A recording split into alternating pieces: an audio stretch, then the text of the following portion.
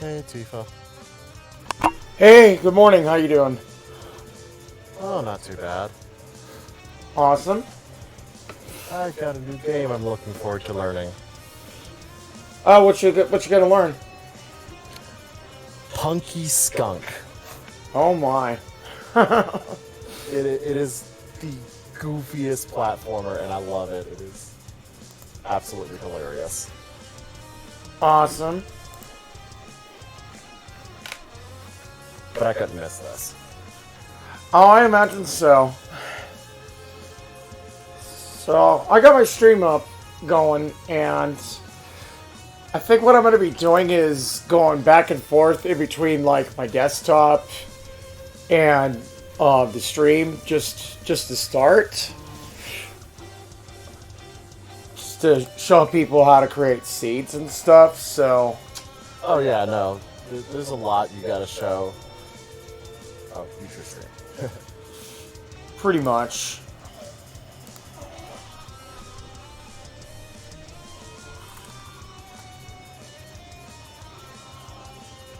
So let's see here. Okay, so there we go. We got my desktop up here. Right now you got Discord over there. You get to see Tifa's Revenge right there. There's my desktop picture. So how's it going, 46? Good to see you here today. And if you want, you can hop straight into voice chat. We're pretty much going to explain how to start off and create a seed in free enterprise. Now, if you don't have the ROM or anything like that, I can't help you there. But if you do, then we can create a seed quite easily. So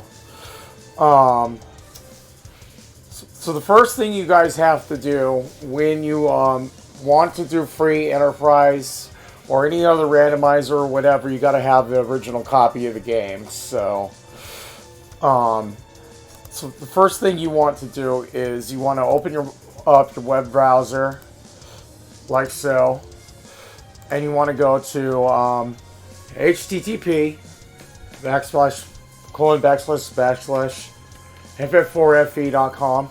Now it's not HTTPS. They haven't implemented secure sites. So here's the main page of Final Fantasy IV Free Enterprise. This is what is the current final version right now, which is 038. There's resources you can get on here. You can join their Discord if you want to, or you could just straight up just play the game. So we actually have quite a bit of interesting ways that we can play this game that are already preset. So if you guys are following along with me, you'll be at this website right now. You want to go and just click on play the game. So, are you guys with me so far? Sure. How you doing today? Doing great. So here's where you can actually generate seeds on the website. And first thing we're going to do is we're going to take a look at the defaults settings here and what all this stuff actually means. So, and how's it going, Aerith? Not too bad. I'm going to take my vitamins and do some laundry so we have something nice to wear for later. Okay, awesome. So that's why I'm going to grab a few things that I know are in here and get them washed. Very cool. Very cool. How's it going? Okay, so the feed is FF4 Free Enterprise. Yeah, so just ff4fe.com. And without the HTTPS, just HTTP : //. And, Okay, I found it. and you found it?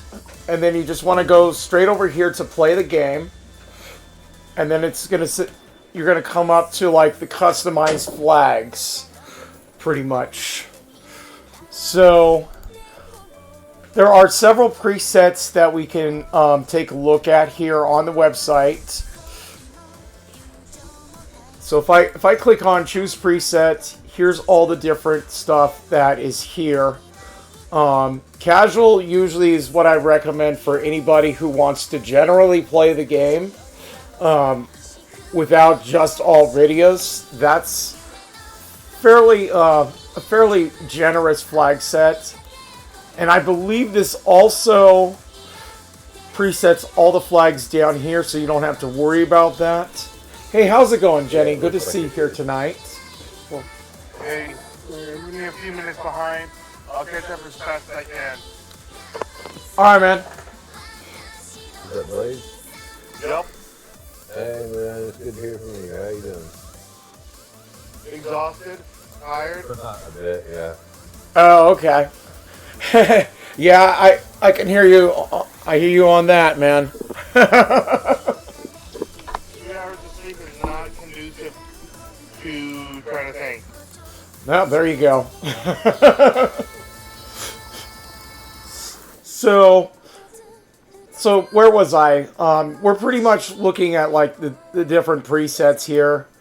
As you guys can see, these are all the different presets that some of the more general community has here. We're not going to be actually dealing with that today, but you guys can actually generate your seeds yourselves if you want to actually experience a more general version of free enterprise. So one of the flag sets that I often run in Lorule here, as you guys well know, is Rydia %. It's not an actual preset here. So what we're going to actually be doing is customizing this flag set.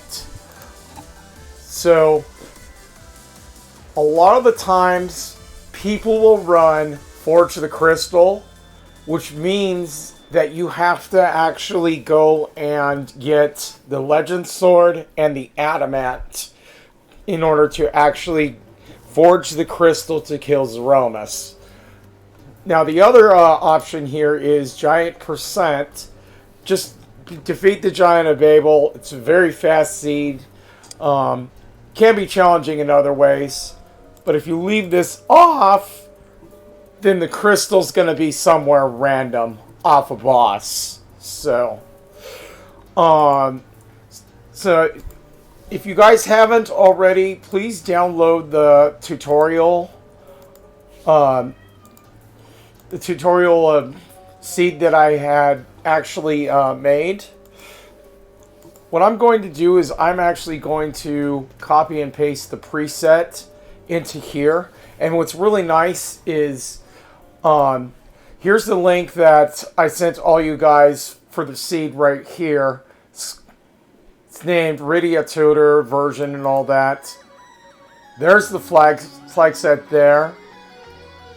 And it's fairly simple to start off with. It's not going to be that challenging or difficult.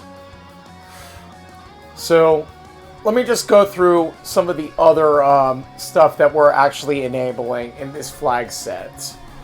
Hey, I just wanted to say hi. I'm gonna lurk. I'm just gonna go for a nap. Oh, hey, Jenny. Hey, I just wanted to say that good luck, and I'm really excited to watch this story. Hey, how are you doing? Awesome. So, I will see you guys later. I will be watching. Very cool. Thank you. Awesome, awesome. So, Is that Earth? no, that was Jenny. Your sister. No, Jenny is a different streamer. She's pretty awesome. We did some Beyond Chaos yesterday. I introduced her to that. It's really cool. Really cool person. But yeah, my sister is actually Rain Lark. She's not here right now, so. Alright, so back to this. Japanese content. Most people enable Japanese items. These are items that you would not find normally in the vanilla version of the United States game, such as like sirens, coffins, etc. some of this stuff can be quite overpowered, and it can actually make your seeds go really, really fast. So you usually want to have Japanese items on. Now, Japanese spells, that nerfs Rydia quite a bit. So I usually leave that off unless I'm actually going for challenge seeds. And Japanese abilities, those are mostly for other characters. Rydia has pretty much the same abilities, but like, let's say you had like Dark Knight Cecil, all he had in the original Final Fantasy II, which is FF4, was fight an item. This would enable his like Dark Wave. So setting this flag is relatively redundant and not needed. But if you guys want to set it more like on casual presets, feel free to do that. It's not really going to affect too much of anything. I do not recommend turning on J spells ever, unless you actually want a challenge. It does not actually help you guys at all. Just to point out a little more what Tifa's saying, it's not just Rydia for that, while we are mostly on Rydia. That affects all your mages, your normal mages. But J spells, if you're going to run Rydia %, practice on baseline, because it is a giant nerf to Rydia. It is no joke when you go to J spells for Rydia. All right, thanks, Val. I appreciate that. Yeah, that's a really good explanation, because it also affects Rosa, Palom, a few other characters as well. I don't believe it affects Tella or Fu though. It doesn't affect Tella and Fu, but all the rest, Rydia, Rosa, Palom, Porom, all of them, they will learn their spells later. Absolutely. And it's not just Nuke, but also like Ice 3 you would normally learn at level 38 for Rydia. It would be like something like 42 instead, and it would take forever to get to that 3rd level ice spell. So anyway, now we're looking at the key items and pass section, which is the K. Right now, all we have on here is randomized key items. Bless you. And the rest of these flags down here, such as like Summon Quest rewards, Moon Boss rewards, or mixed with Trap Chest or no safety checks, those actually make the game a bit harder. They're fun to actually play if you guys are a bit more into this. But for now, all we're doing is randomizing some of the general key item locations. So what that means is all the items such as like Package, Sand Ruby, Legend Sword, it even describes it to you right here, are not going to be in their vanilla locations at all, unless it's for some reason this is even randomized, because sometimes they can be, but not all the time. So that's what the key items does. Another thing that I recommend that you guys do to keep track of your key items, and this is absolutely crucial to do, is to go to this website called https://ffttracker.dunka.net. I'm just going to go ahead and post it in my Twitch chat here. There's the link right there. And you can actually copy and paste your flags right here. It also has offline tracking capability to see where your key items can be found, and also has an option to do full boss tracking. I usually turn that off because really the only boss that you're worried about is the Mist Dragon, and we'll get to that a bit later as I'm explaining what we're doing here. So I just want to say on the Dunka tracker that Tifa uses, that in my opinion is the best tracker for using when you're learning this game. There are a lot of other ones, but I recommend Dunka. especially when you're learning, because it has a lot more options for you to use. Absolutely. I mean, the one that they advertise on the main page is Skull Kitty's tracker, and she put a lot of really good work into it. But if you're not sure where to go, and you're not sure, like, well, hey, where the heck do I go now? It's definitely the tracker I recommend. That was one of my main problems when I first started trying to run it, and I had even tried vanilla before it. So, yeah, definitely I would have to use this tracker for it. Yeah. So then, there's another link for the other tracker. Once you guys get used to the way that it works quite a bit. So what you have to do is, all you have to do is just paste your flags right there. And if you're not sure where your flag set is, when you're generating seeds right here, there it is right there. Sometimes you may have to like make a new seed with these flags, but then just scroll all the way down and you can copy and paste your flags right here like that. Copy, and then go back to the tracker, paste them right there, and it's pretty dead simple. And what it does is it actually launches this window here. And as you guys can see, this is pretty much what we're looking at in terms of flags right now.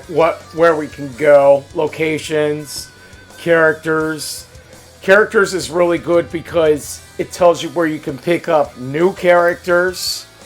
So in case your party is real shitty or whatever, you want to get rid of certain character, these are all the places where you can actually go, like the town of Barron, Down Cayenne, which I call Pepper Castle, Mount Hobbs, Mount Ordeals, Mysidia, and then the waterway, which is just above Kaipo, where Tella is. So the flags that we're actually playing here do allow for free characters. So let's get back to this right here. The characters. You all right? Who, me? Yeah. Sorry, I thought I had this muted. I was eating. I'm so sorry. Yeah, don't worry, man. No, I thought you were sneezing or something. It's all right. So. Oh yeah, I do apologize. Yeah, no worries. So the key items, we're just gonna go basic right now. Now, these three flags below here tells you where you can have the pass. The pass, as you guys may know in the vanilla game, gets you into pretty much a lap dancing club in the very back of Troya. Cecil's favorite location. Absolutely. So, the special thing about free enterprise is the pass will get you straight to Zeromus instead. So you don't even have to go up to the moon if you have the pass just to fight Zeromus at all. So that's what's so special about the pass in free enterprise. You have three options here for setting where the pass is. In the shop, which means it could be like any shop, including the pub in Troya, where it is in its vanilla location.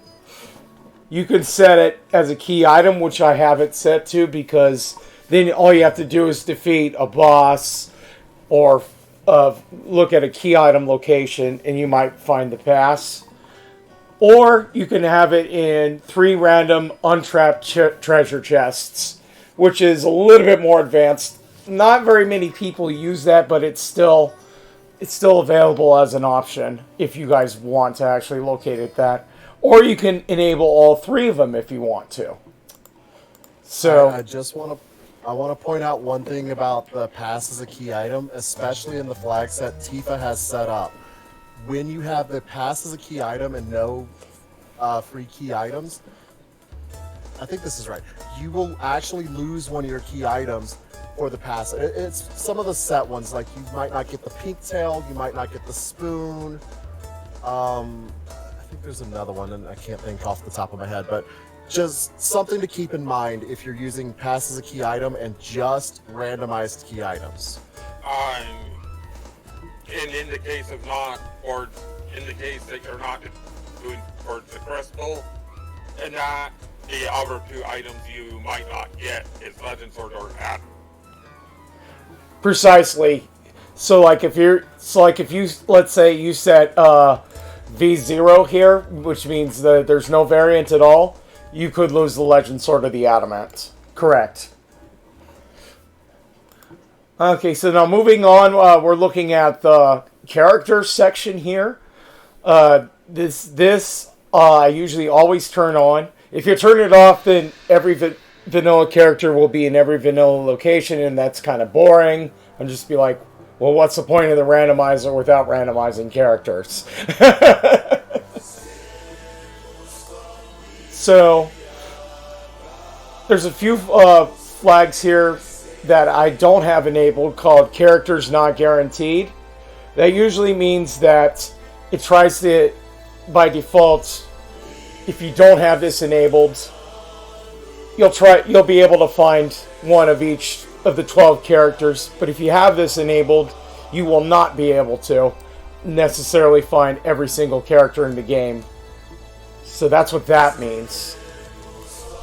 CX basically restricts Edge and Fusoya. Hey, how's it going, Nike? Good to see you here today.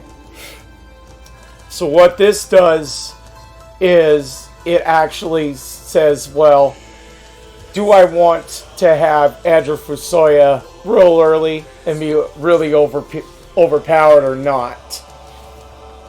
Doesn't really apply to us too much in Rydia percent, but it is there. In case you guys want to play like General Seeds and want to restrict access to those two guys.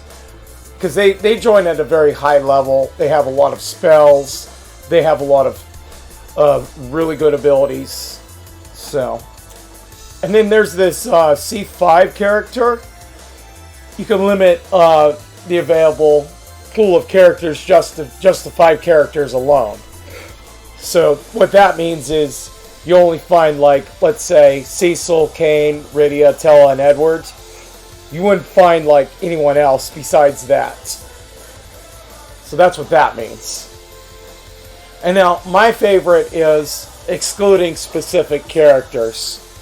I exclude everyone except Rydia, but you guys, if you guys want to try excluding everything but Cecil, you could do a Cecil percent like that, Kane percent. One of the more popular ones in the free enterprise community is Edward percent, and yes, you can actually beat the game with just one Edward. It is not that easy, but it is doable. So for the Rydia percent, we're excluding everything but Rydia. Now, further down here, you can choose your starting characters. It's kind of crazy that, you know, you could start with pretty much any of the 12 if this isn't enabled.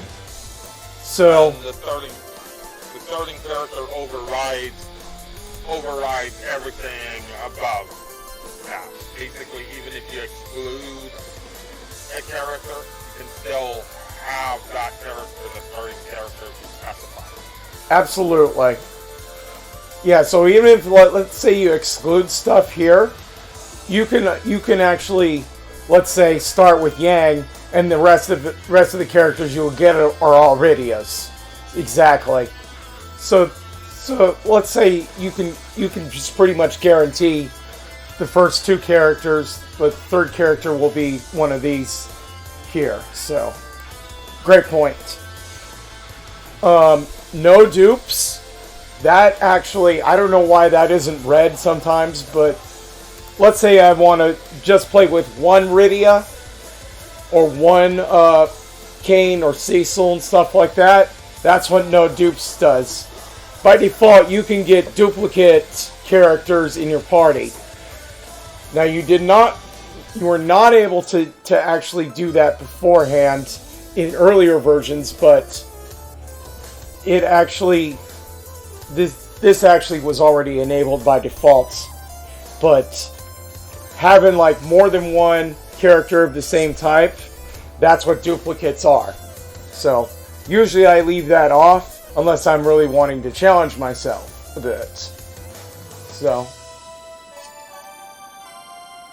yeah, there are so many different combinations of characters here. Usually I just I leave that one off. The rescue flag. Now, I'm not sure if you guys are familiar too much with the Game Boy Advance version of Final Fantasy IV, but in Mysidia, you could actually change characters at the very end of the game.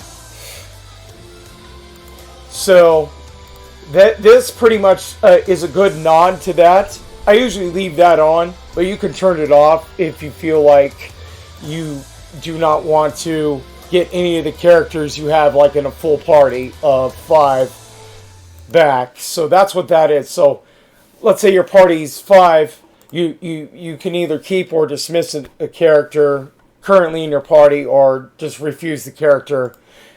And if you want to go and retrieve them, you just have to go to the back of the my city in the wishing area, and they'll be all there. Now, one of my favorite flags is the Hobbs flag.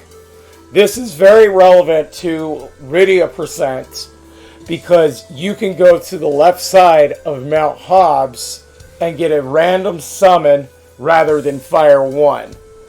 That actually makes it very interesting because when Rydia learns a summon, every single duplicate copy of Rydia will also learn that summon as well. So that's what makes this flag real interesting.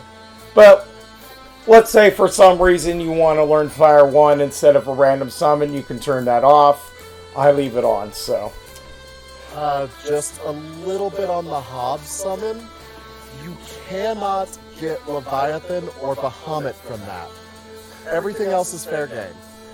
Exactly. Because otherwise it would be like way too overpowered. It even explains it a little bit right there. But yeah, good point. Because if you got like Bahamut at the very beginning and stuff, you'd be pretty OP. Sometimes you will get that, especially because we're going to be running what's called the T4 flag set, which means you could have pretty much any item in the game in a treasure chest.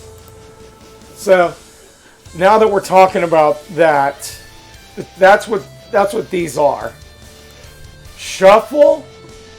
This usually just means all the original items in the Final Fantasy IV are pretty much shuffled around between all the different untrapped chests. This is pretty challenging. I usually only do this if I really want to challenge myself quite a bit. So, yeah. Just say thanks, man. Thanks for all this. Definitely gonna help. Absolutely, totally. So, I hope, and if you guys want to stop me or anything, if you have any questions, please feel free to stop me at any time. And besides Tifa, there are other people in Tifa's community that would be more than happy to help explain things. I'm just really glad Tifa's going through this because this is not the easiest thing to just learn when you're just looking at it. It's a little tricky, and then they're also going to be changing this, how the flags look soon. Oh, okay. Yeah, so Soon trademark like that. what was that? Sorry? Oh, he said soon trademark. That's the there's an emote. It's a soon trademark. Yeah, hold on. Let me, I'm going to turn my music down a little bit, guys, because it's a little hard to hear you. Hold on 1 second here. I gotta adjust my thing because I had it turned up, the sensitivity. So it's like halfway. Tell me if you can hear me now. Yeah. fine. Okay. Awesome. Okay, yeah, I just had to edit. I just had to fix that. Okay, there we go. Okay, yeah, that's a bit better now. So, Okay. depending on how crazy you want the treasures to be, T4, that's like the best one. You could have like adamant armors, Bahamut's, all kinds of really cool stuff. T3, usually that's what a lot of people will play because it has like some good stuff, but not crazy stuff like adamant armors and stuff. T2, that's a little bit more challenging like T1, but you have like only really like moderate items in your treasures. So we're going to be going with T4. And pretty much if you want to like challenge yourself, if you want to go like Cataclysm and stuff like that, TX means all your untrapped are empty. That's pretty crazy. So only do that go ahead. I was gonna say, do not do empty until you have a very, very strong grasp of this randomizer because it is very, very punishing. Oh yeah, and that's why they call what? What is it now? No, MT, you said? huh? MT? Is that what TX. Yeah. So see this flag right here, TX.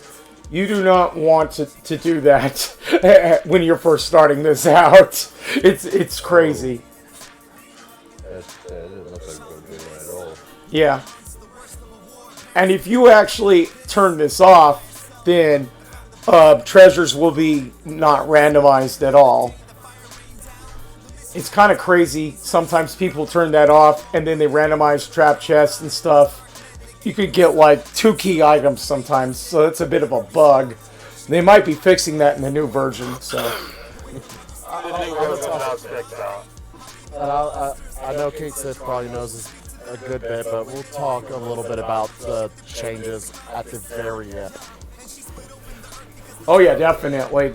Yeah, once version 4.0 comes out, we'll talk about that. So bad chest with GP, I leave that on. So if there's like really crappy items, you just get gold instead, so you don't have to sell them. You can turn that off if you want to, like, manage your inventory a hell of a lot more. I leave it on. Relocate trap chests, I usually leave that one on. If you turn that off, that just means your trap chests are going to be in their vanilla locations in Final Fantasy IV. So that's pretty much for the treasures. Shops work fairly similar in terms of the different levels and stuff. We're going to be playing with the wild flag, which means pretty much everything could happen in shops. You could buy all kinds of stuff, but like adamant armors, they're like $500,000. You have to like save up your money to buy like the really good stuff. Usually I like to play T2 or S2, but S4 will experience pretty much the full thing. S1, that shuffle stuff. You do not have sirens in S1 or anything good like that. It's just all the stuff where you would find normally, except they're swapped. So S1, make sure you have a good vanilla knowledge.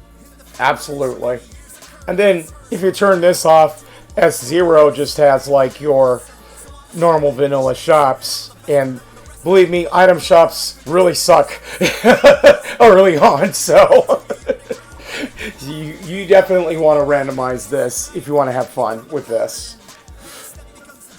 Also, SC, do not turn that on, or SX. Shops sell nothing, or cabins. Those are really hard flags. That is It's like fun. It's a lot of fun, yes. Oh my goodness. If you want to play Cataclysm Seeds, go right ahead and turn those on, but we're not going to turn those on right now. Yeah, they're pretty crazy. Me and Tifa are going to try to arrange a race later on and show off some of the more advanced flags, just so y'all can see the vast differences you can do, even in just Rydia %. Yeah, because it's pretty crazy, all the different flags. Sometimes just setting one of these changes the entire game. That's what makes it crazy.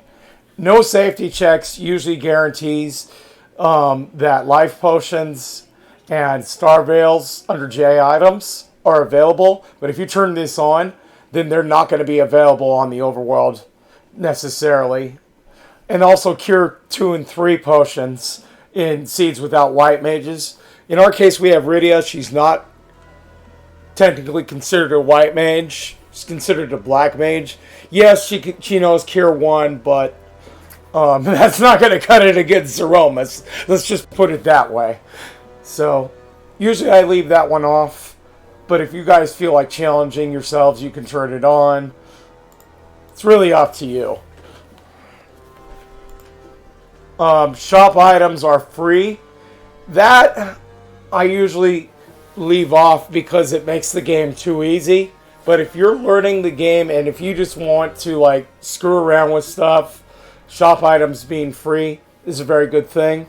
It's enabled in the Apple flag set where you can get like 99 of everything by default for nothing. But usually I just turn that off. SQ. Go ahead. I was going to say, I recommend turning on shop items are free when you're really just sitting here trying to learn just small things about the rando, just so you can kind of get a feel of, okay, this is what's going to be in this, and it's good for learning. It's not fun when you start getting into just more interesting flag sets. Yeah, and another thing is that when you're actually playing seeds for a lot of the time, you're gonna want to have shops not free just so you can like sell items that are junk and manage your inventory that way a bit. But it is still good. Like, let's say if you really want to just screw around with like the other flags and stuff, and just get all your items for free. So anyway, SQ items selling for a fourth of a price. Normally they sell for half price. So this is like your poor flag.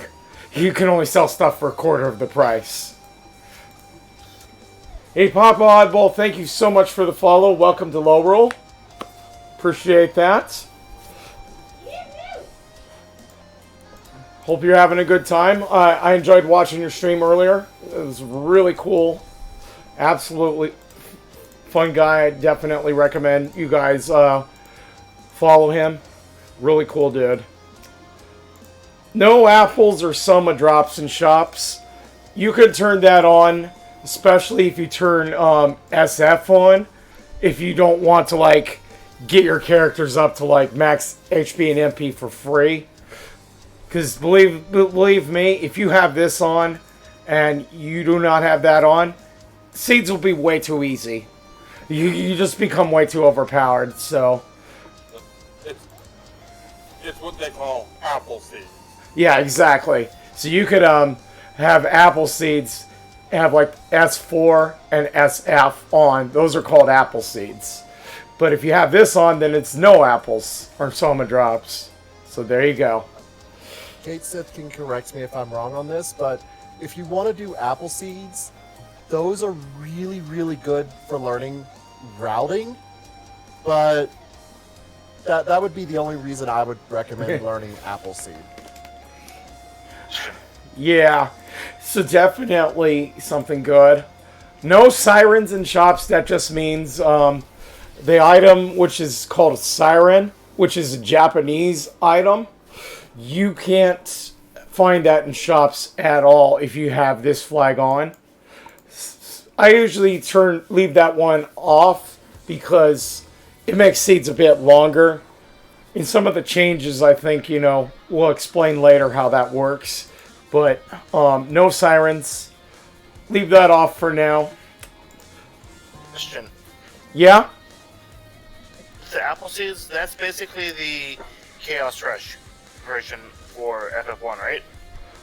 It's fairly similar, except that with apple seeds, you pretty much you still have to find the key items to be able to kill Z, but it's like super easy. Yeah, that's what I thought. Yeah, So, in other words, it is kind of like the Chaos Rush. Alright, anybody have any questions so far? Before we move on about the treasures in the shops. Cricket. How's it going, man? Alright, so now we're gonna move on to like the boss flag. Randomizing the bosses. Always turn that on. If you turn that off, then bosses won't be randomized and it's not as fun. Usually, by default, this is on. If you, let's say, go to a boss spot where, like, the Mist Dragon is, it's not always going to be the Mist Dragon. It could be something like Wyvern, could be Golbez, or anything. But they will have the stats of the Mist Dragon, so they'll have very low HP, magic power, or whatever. But let's say you go up to, like, the moon, and you want to go and fight Pale Dim, Plague, or just any like really powerful monster up there. Doesn't necessarily mean that those bosses will be there. It could be something like as easy as like the Baron Guards or Dark Imps. So that's what makes it fun.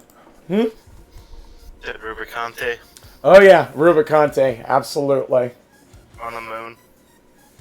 Yeah, he could be pretty rough too. All the bosses will have the stats of wherever vanilla location they are at, even though they will not be the same.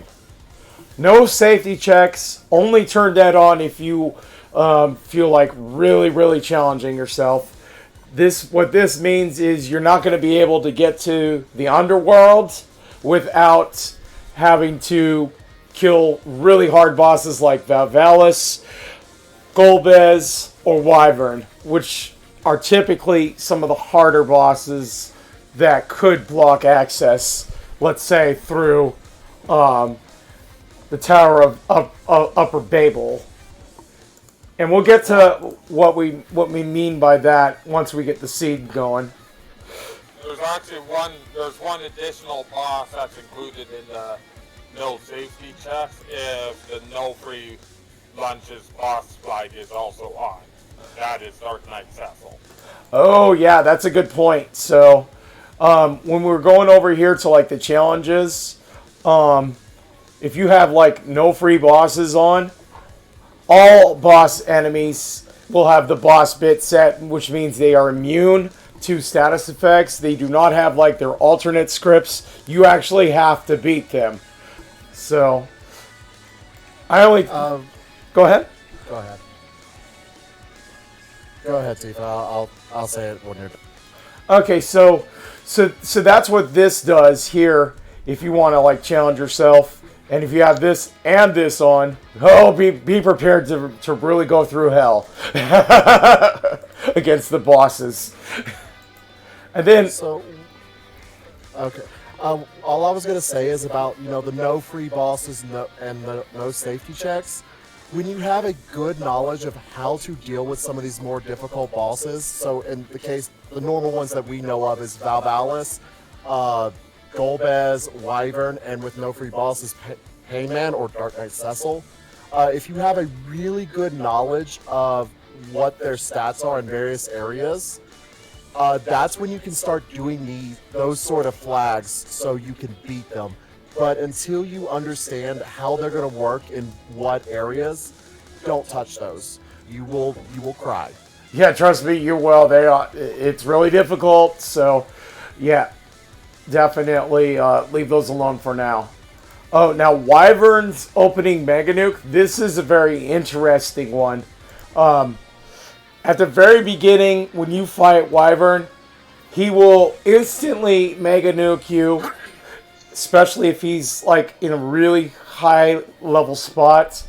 You can disable that from happening, which is what Wyvern does. We're going to have that enabled for now.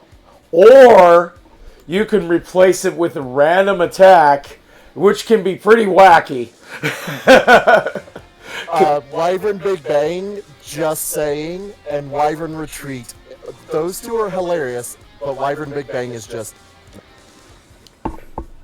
Yeah, especially like if you get like Big Bang, you can get Meteo on him, or you could get him like kamikazing and just blowing up with fission.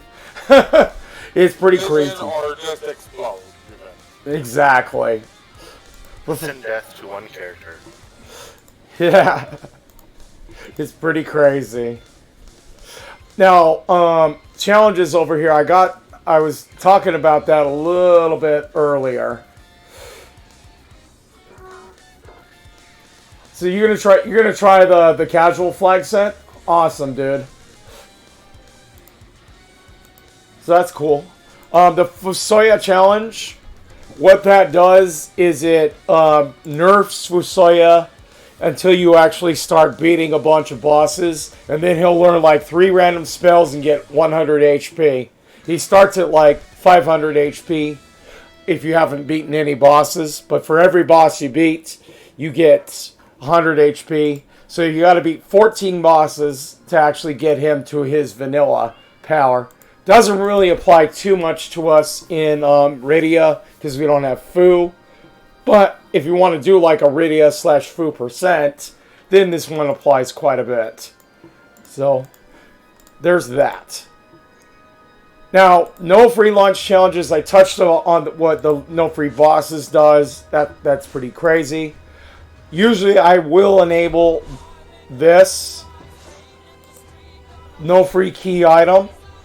What that means is instead of Edward giving you a item in Troya, you will have to go and find the Mist Dragon. The Mist Dragon, as soon as you find her, you have to go to Rydia's mother and Mist. So I always leave this one enabled. It's really not that challenging, but if D-Mist is in a location such as the Giant, as you guys all well know, that's kind of like your pedestal seed in Link to the Past. You actually have to go through and kill elements just to get to D-Mist at the CPU spot. And trust me, sometimes finding Mist Dragon can be quite crazy. Go ahead. Said you're a monster, killing Rydia's mom. Even better that you're killing Rydia's mom with Rydia. I know. Matricide. Absolutely. I mean, Final Fantasy promotes deicide, so not that much different. Deicide, fratricide, patricide, genocide. Shall we continue that list? Nah, we'll continue that another time. Let's let Tifa continue actually doing a really good job describing stuff. Thanks. Appreciate that. Now, I always turn no free characters on when I play. What this means is, like certain characters, if you guys have noticed in the tracker that you have launched here, you'll notice that there's a little bit more locations where you can find characters that don't require you to beat like bosses or anything like that. So like if you go to Damkayan, if you go to Mount Ordeals, the Waterway, or Mysidia, you can get some free characters. Turn that off, and you won't be able to get those. So there again. There's the link to the tracker in my chat. So make sure you guys have that up. So we're only gonna be playing with D-Mist on. The rest of the stuff is pretty much off. Alright, any questions before we move on to battles and tweaks? No, I don't guess so. Okay. So, battles, this pretty much controls your encounter rate. You could turn encounters on or off. What this usually means is there's an actual thing in the menu when you go into the seed to turn encounters off. Let me just pull up the menu right there. You'll see it right there. Encounters on or off. Usually I leave that flag on. But if you want a challenge, you can turn off random encounters altogether. What that does is you will not be able to use that toggle. The only way you be able to actually fight random encounters is to use the siren or to enable this other flag here called dangerous encounters, which means you get back attack or surprised. So that just keeps your encounters regardless of what's up here. That's what that flag is. So usually I leave that on. Now this EF applies to force encounters. So like the trapdoor fights and the behemoth fights, usually if you have, let's say, the encounters off, you will, and you go to like the trapdoor and the sealed cave, it'll just disappear. You won't actually fight that. But if you have it on, it'll say trapdoor and you'll fight the trapdoor. Same thing for like Bahamut Cave. So that's pretty much encounters.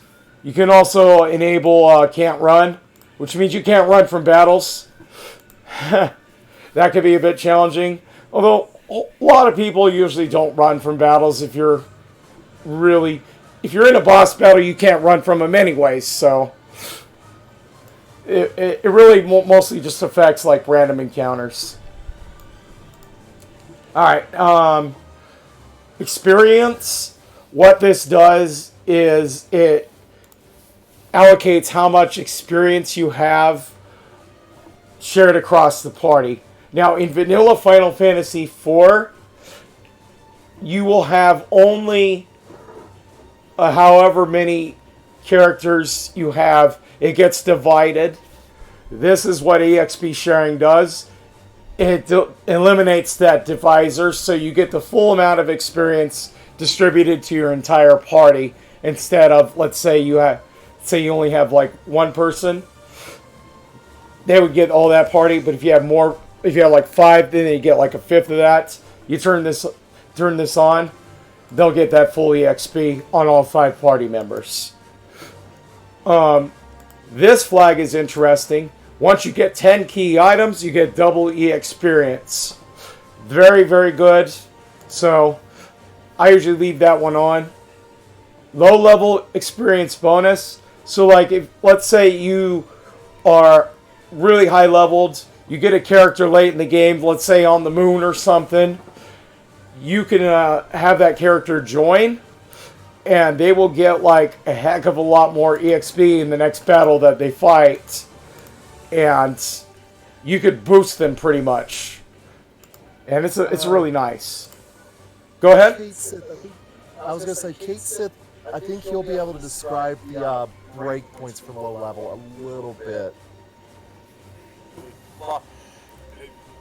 It's 5 levels below. 5 levels below median is double the experience for that character. Not or the median level is basically sort the levels and take the middle one.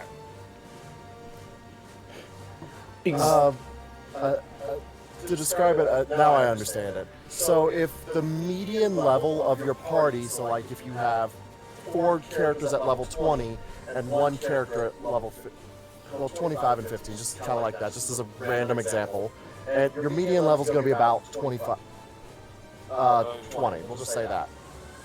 If your character is below that 20 by 5 levels, they will get double experience.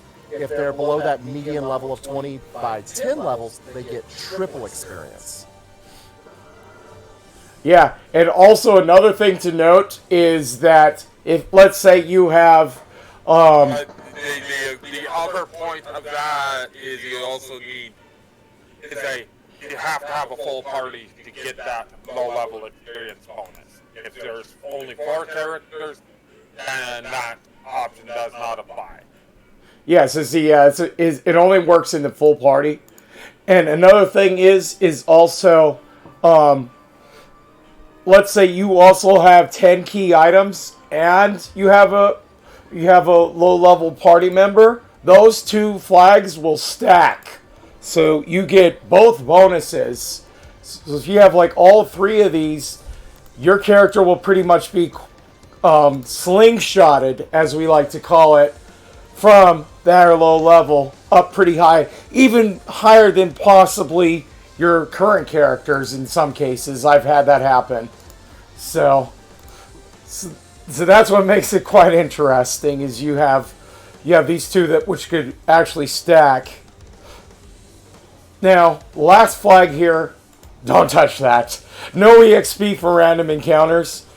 They'll still award gold and items, but you won't get experience for random encounters. It's quite difficult. So, let's say you get into a random encounter, you ain't getting nothing for it but gold and items. It's pretty crazy. Alright, so that's pretty much the battles section. Also, glitches, tweaks. These are some of the stuff that are commonly used in Final Fantasy IV, such as the item duplication, the 64 door glitch, MP underflow, Dwarf Castle warp, and life. What item duplication does is it allows you to pretty much dupe anything in your weapon slots, and in some cases you can even duplicate other items in all sorts of ways. It kind of, breaks the game a bit. I usually leave it off unless you're really messing around with stuff. You can get like 255 in an item easily, and you could just sell a whole bunch of stuff and get a bunch of gold. So usually I just leave that one off. But if you want to mess around with it, you can.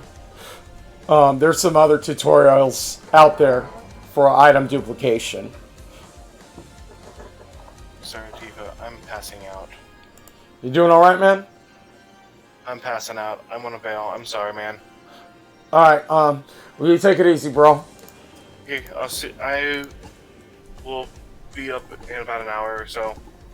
3 hours is just killing me. Oh, yeah. You only had 3 hours of sleep. Oh, man.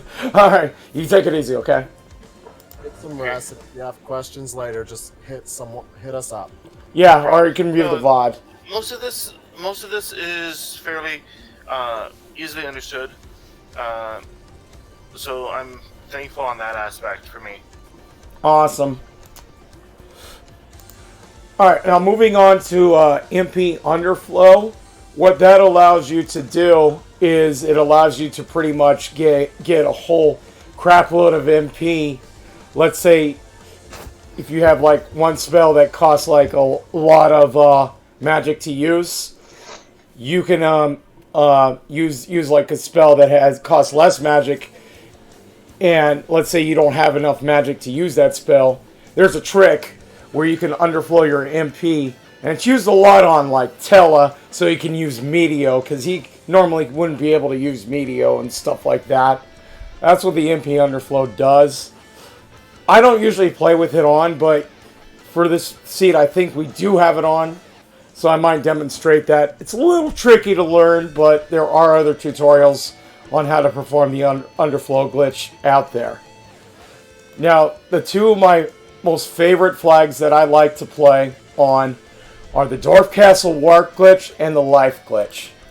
What the Dwarf Castle warp glitch does is after you defeat the boss at Golbez's spot in the Dwarf Castle, all you have to do is cast warp, and you instantaneously get warped to the sealed cave where the dark crystal normally is, and you can pick up another key item. So in other words, the Dwarf Castle is incentivized, and it also makes it so you don't have to walk all the way through the sealed cave and fight whatever's that evil wall. However, that does not necessarily mean that, let's say, you're trying to find Demas somewhere. Demas could still be at that spot at at the evil wolf spot in the sealed cave. So that's a little bit of a gotcha for that, but for the most part, Dark Castle is incentivized in Rydia percent because Rydia grows up. She might as well get her just rewards instead. So, so that's why I usually turn that one on. Now, the life glitch, that one's commonly used throughout several different seeds, not just Rydia percent, just anything. What that allows you to do is it allows you to gain double EXP. How it works is, let's say you kill a monster or a boss which has, like, let's say doesn't have the boss bit or anything that's not undead. All you have to do is very quickly on the next turn, as the monster is fading out, use a life potion, the life staff, or the life 1 spell, and you'll get double EXP. That's what the life glitch does. If you use, like, let's say life 2, it'll just revive that monster. That's not necessarily exploiting the glitch. It just revives that monster. And the reason why this works is because every single monster in Final Fantasy IV has 0 vitality. And they will remain dead, but you will get credit for killing them twice. 64 floor glitch. We're not going to get into that too much, but let's say you go 64 times. You can actually warp to pretty much anywhere in the game. That's a bit more complicated for our purposes. Not a whole lot of people use that, but it is available. Agility agnostic. That really only applies if you have Cecil in your party. If you do not have this on, what that does is it makes it so that Cecil's agility pretty much sets your battle. So, go ahead. I was going to say, I just posted a little bit more detailed information on the MP underflow glitch in your FF4 chat, because it's a little much to post in the Twitch chat, and a video in there if anyone wants to try to learn about that. It is a little bit more complicated of a trick, so if you want to learn that, I would go take a look at it. I don't ever use it personally, because I just never needed to, but it is there if needed. Absolutely. And if any of you guys are interested in joining my Discord, there's a link right there. So all this stuff is pretty much posted in my chat. And we'll have a link to this video later on if you guys want to review it. No adamant armors. That, I don't know why that isn't red, but let's say you're playing with really crazy flag sets like T4 and S4. That just means you won't be able to find adamant armors. And the pink tail trading in, you won't be able to find adamant armor. You'll find like a really good item instead on that same tier. So that's a bit challenging. Sometimes people turn that on. Like, I know, like in the High Rate of the Demon Stone tournament, they had this on and it was a pain in the ass. I'm going to contradict you here. Adamant armors are absolutely incredible. They are. For majority of your seeds, you're not really going to need adamant armors, especially for Rydia. If you can find some sorcerer robes and just some pretty solid gear, you're going to be fine. If you find an adamant armor, oh baby, oh yes, please. I don't think they're necessarily required. Just really, really nice. Yeah. And also some boss attacks don't care about what armor you're wearing, and that it will just go through. It will just go through it as if there was no armor in place at all. Exactly, like Dark Knight Cecil, Kainaza, Leviathan, Ogopogo, Dr. Luage, all have like percentage-based attacks, and they're pretty nasty. So, as we like to say, the Nope Rope, the No-Go Pogo, he uses that big wave twice, and you lose half like your health, unless it doesn't hit. I usually leave this off just because I like to play OP stuff. If you're doing, like, let's say, solo seeds, do not turn this on unless you want to get wrecked. But not to say that it is impossible, it's just a lot more challenging to kill Z. You have to, like, level up quite a bit. Alright, and then, last but not least, we have the wacky stuff at the very bottom here. Edward, as you guys know, is the Spoony Bard. And if you have the spoon flag on, he can actually equip the spoon and he becomes super overpowered. Quite a bit, because it has 255 attack. Now, My favorite is Adam and Spoonie Edward. Not exactly. Now, why a spoon? Why not a dagger or an axe, people? Because Sheila is crazy, and those spoons are absurdly sharp. Actually, they are dull, you twit. They'll hurt more. Not Sheila spoons. I would rather get hit with a dull spoon than her spoons. Okay. Seen Edge dart that spoon at Zeromus? It's crazy. Yeah, it's absurd. I'm just gonna throw this out here. I love Alan Rickman. I'm gonna cut your heart out with a spoon! Where's spoon, cousin? Why not an axe? Because it's dull, you twit. It'll hurt more. Anybody who's watched Robin Hood, Prince of Thieves, definitely meme line right there. So that's the spoon for you. Fab, I always leave that on because we all love Skull Kitties, Rydia sprites. We all love all the different Cecil sprites or whatever your pleasure is. Sid, if you like. If you turn this off, that just means that they're going to look vanilla. And it's not going to look as cute. And there's more on the way. Oh, yeah. And as soon as there's more coming, oh, you can bet I'm going to be doing a Rydia fashion catwalk. And here's another fun flag down here. Randomized package sprite.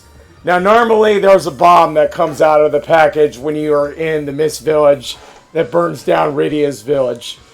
As we like to know, we actually like to know what the package sprite is at the very end of your seeds.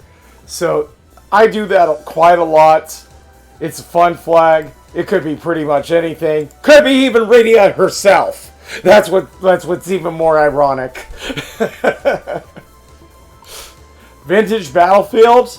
If you want to make Final Fantasy IV look more like Final Fantasy III for NES or 1, that's what that is.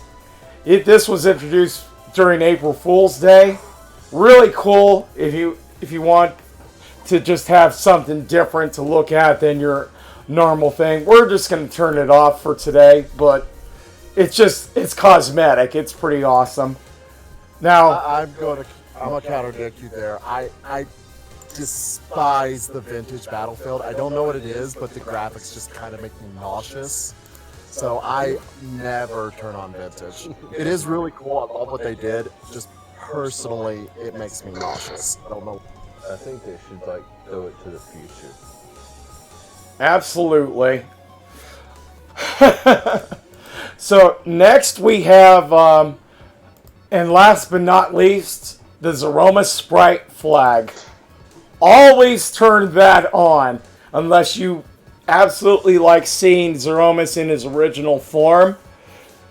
This makes Zeromus's battle sprite anything at all from like all kinds of different games. You could have Bowser, you could have all kinds of like wacky stuff. I've even seen Five Nights at Freddy's. There's Freddy Krueger, the Terminator. Let's not spoil them. There's over 300 sprites, close to 400, and she's rapidly hoping to get to that 400 mark. More are coming. There's so many, but I'm not going to let Tifa spoil them because a lot of them are absolutely incredible. Yeah, and that's what sort of makes the randomizer replayability factor in effect. Just for me personally, I am on a quest to find strong battle mess. I know he exists, but I have not found him in my entire career of running seeds. Which one is that? Strong bad. I have not found him yet. Alright, so now we're going to be moving on to pretty much generating the seed. Once you actually have that, you can name your seed whatever you want. I call mine Lorule, and then I put a number there. Click the generate button. It pops up here. Make sure that you just do I'm not a robot there. And what that does is it generates a seed, has a whole bunch of hash values and stuff like that. There's the check right there. What that means is you got like the musical note, the claw, the tent, and an armor. That has to be matching on everybody else's screen if you guys are doing races and you want. That's just to help you make sure that you have the same seed. Now, you guys have to have Final Fantasy II US version 1.1 ROM. Browse to that file, select it, hit apply, and then you can open with it SNES or save it. Hit OK. As you guys know, I'm using Firefox. Works the same in Chrome or Internet Explorer. And then you can open this file in your emulator here. Now, this tutorial already assumes that you guys know how to use emulators and ROMs and stuff like that. So now what we're going to do is we are going to switch to the seed. So if you guys have the seed open right now, please have it open. I'm going to now switch over here. So here we are. I have the seed open. I am going to turn off the music and we are going to just go vanilla for today. Yes, you guys like to hear like song requests and stuff like that, but for today we're just gonna take it easy. So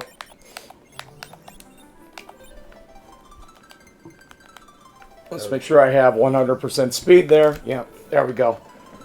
So as you guys can see, here's our Rydia tutorial seed right there. Make sure that you guys have this up when you're actually playing this. And now it has like the flag set string right there. We already explained what all that stuff does.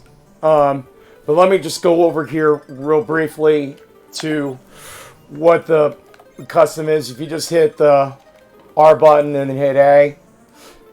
I already explained what the encounters though. You can turn them on or off. Battle speed automatically is set to 1, which is the fastest. So what you want to do, like say if you are new to this randomizer, turn this down to 3. But if you're grinding, if you're getting more used to this stuff, you can turn it up to 1. Certain bosses, sometimes I turn it all the way down to 6.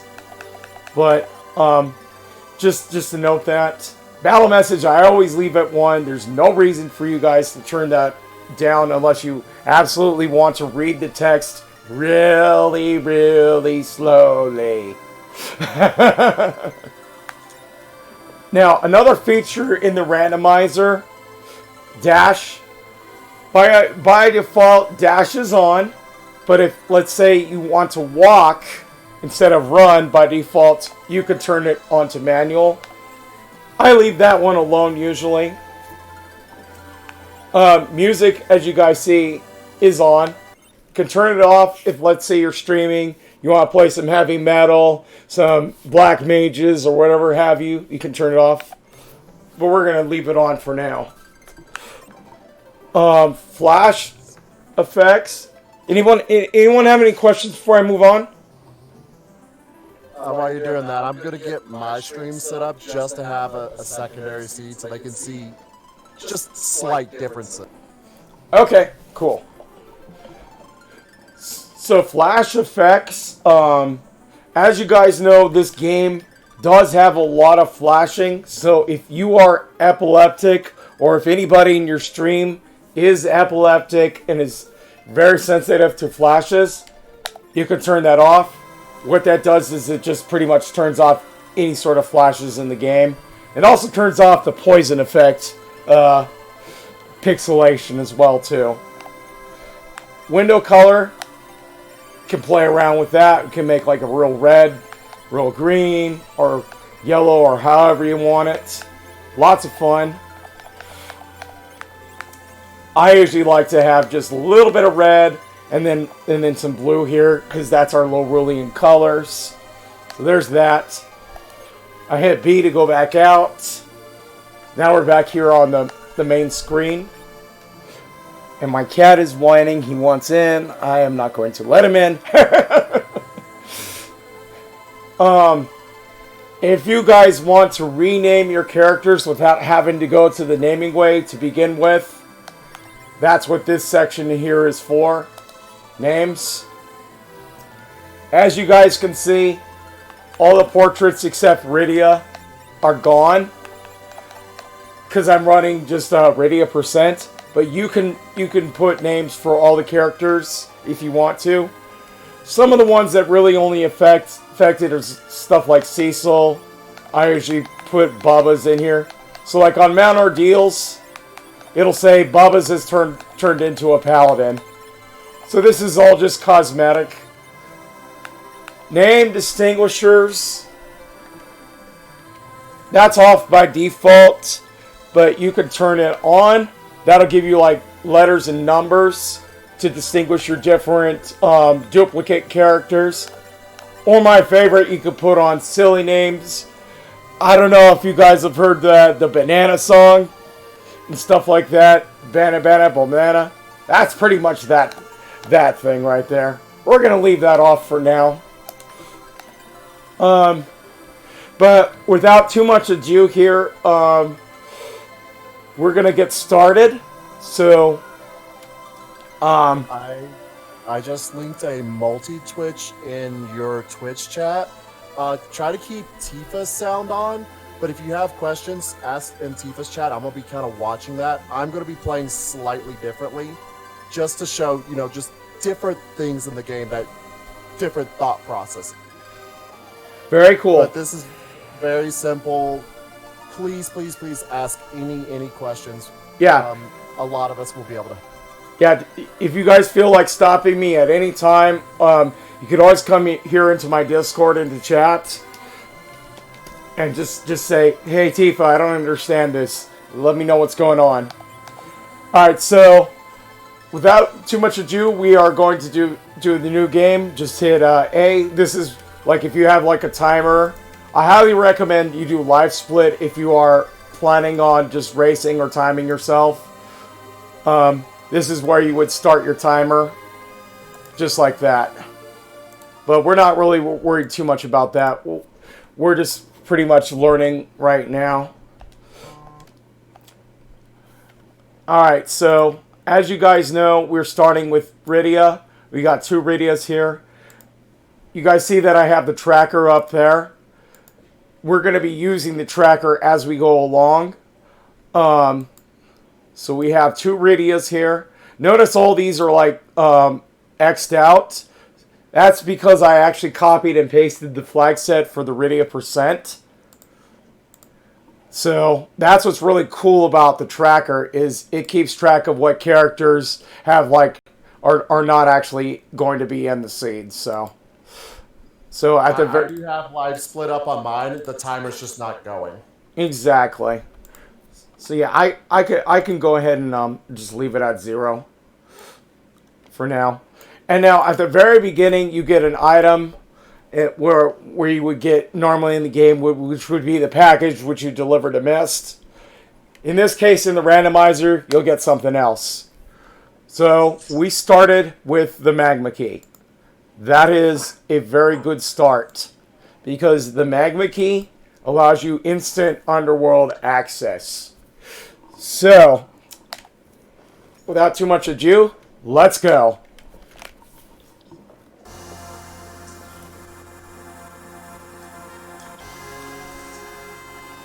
Love the prologue theme of this game. Hey Tifa's, I'm gonna have to leave for a bit. I'll join you back on stream. Alright, man. Take it easy. Alright, you have a good night. Also playing Rydia. And as you guys know, this is called Free Enterprise. You start with the airship. You can pretty much go anywhere on the world map. If you're not too familiar with the world map, I highly suggest that you download one. Right now, we're just going to land here in Baron. I'm going to press the Y button. As you guys can see, this is Final Fantasy IV here. This is the menu. You can look at your item in your inventory. Now, you can press select to see what the items do. This is the magma key. Notice it is in yellow there. That means it is a key item. Throw this into the well in Egart to open the path to the underworld. So that's what that does. Now you can... Speaking of which, fire in the hall. Yeah. Yep. You can go... I went to Damsian because that's just my usual routing. But while you're learning, especially equipment, a lot of equipment's going to have bonuses to your stats. Use that select. See what those stats are and see how they improve. Absolutely. I know I can't think of it. So, wisdom and willpower. Rydia is dominated by wisdom. You want her wisdom high instead of intelligence and spirit for whatever reason. Yeah. So yeah, instead of will, you want wisdom. So if I go to look at Rydia's stats here right now, her wisdom starts at 8. That'll increase over time as she levels or with items. That is the most critical stat that you want. You also want to be looking at agility as well, mostly for battles, stuff like that. You can change your equipment here. She starts with the rod, the cap, the leather, and the iron ring. This is pretty much what she starts with in the vanilla game. Not the best equipment in the world. And you notice she's level 1. She's only got 30 HP. She'll probably die in one hit to really hard bosses, so we have to beef her up a bit. Pretty much anything. Yes. So what I highly recommend you guys do is change, put her in the back row like that immediately. You can move her around with the form button, but I usually just hit change. I'm just going to say this, Tifa. You're going to love Hobbs. Oh boy. Now something that's interesting in Free Enterprise is they have what's called the track. This keeps track of your key items. So like, let's say you don't have your tracker up like right here. This can gives you track of what we have. As you guys see, we have started with the magma key right there. Custom, that just opens the same custom menu as we saw at the very beginning. Self-explanatory. And then save. Save, repeat after me, is your best friend. Never neglect it. Do not forget to save, because you will be very, very sad when you've just done ordeals, Baron in, going into the hook route, get through the first boss, die, and then have to redo everything, because that ordeal's had your hook. Yeah. Okay, so now we exited the menu here. As you guys can see, I'm running around the overworld here. We can go into the Chocobo Forest. We can go up to Mist Cave. But typically, I usually don't run around the overworld too much. we're going to go straight into Baron here. So, here we are in Baron here. You can talk to the NPCs. They can give you some useful hints. So if you're just getting started out, sometimes you'll find useful information. I'm going to go over here to this pot. I found a ninja sword. So as you guys can see, that is the beauty of the randomizer. You never know what you're going to get. So I'm going to go into the inn here. We're going to loot here. There's a wizard. Now, you guys can equip that immediately. Like that. Just go into your menu. The wizard does improve a bit of defense, but doesn't really improve her offense. Now, here's how to get it into this area right here. You can get all these treasures behind. And if you talk to Rydia right here, you will initiate the fight with this monster right here. As you guys can see, that these sprites will differ depending on your seed. That is a flashing sprite right there. That indicates a lunar boss. Do not fight them if you are not confident in doing so just yet. I do not recommend that unless you are very confident or have enough levels. So we're going to exit the inn here. But that is what's known as the Town of Baron spot location key item. Now I found Odin there in this pot here. We're going to go ahead and go to our items. As you guys can see, another thing is you can see who can actually equip your armor and your weapons and stuff. Only Edge can equip the ninja, so obviously, you know, Rydia cannot use that. Apple, that increases characters' HP by 100 maximum. Very nice. Charm arrows, inflicts charm. Useful against giants. Very useful in, let's say, Giant of Babel against Mac giants and stuff. Can be quite useful. Illusion, that's cast blink. Very nice item. But what we're going to do is we are going to use the Odin. And that teaches Odin not just to one Rydia, but to all of them. And we're going to go ahead and use... Go ahead. I was going to say, too bad Odin is kind of useless. Yeah, and that's the other thing. Like, against the bosses with the boss bit, you can't really use him too much. But against normal encounters and trap chests, he can be quite useful. So we're going to go ahead and use... our apple there on one of our Tifas. Now she's got 130 maximum HP instead of just 30. So I just completed one of the key item locations. I'm not saying it because I want Tifa, because in case people aren't watching me, I want Tifa to be able to show it off. But just keep in mind where your key item locations are. When you get them, mark them off. I'm really bad about not marking stuff off. But, have fun. That's all I'm going to tell you, Tifa. Have fun. Absolutely. And I'm going really slow at this. Hey, how's it going, Melwa? Welcome to Lorule. You got gifted a sub last night. Congratulations. You are now a Lorulean. Enjoy your Rydia emotes. Absolutely. And you guys notice I found a life staff in here. I found a Lilith rod in there. I equipped Rydia with a Lilith rod. Finally off work so you can sit and listen. Awesome. The Lilith rod, as you guys can see, has wisdom +5. That is a fairly good item to start out with.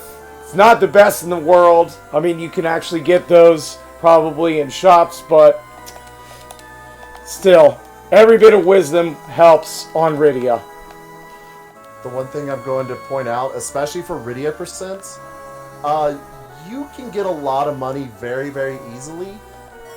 If it's a heavy armor, sell it. If it's a sword, sell it. If it is not a rod or mage gear, sell it. Pretty much.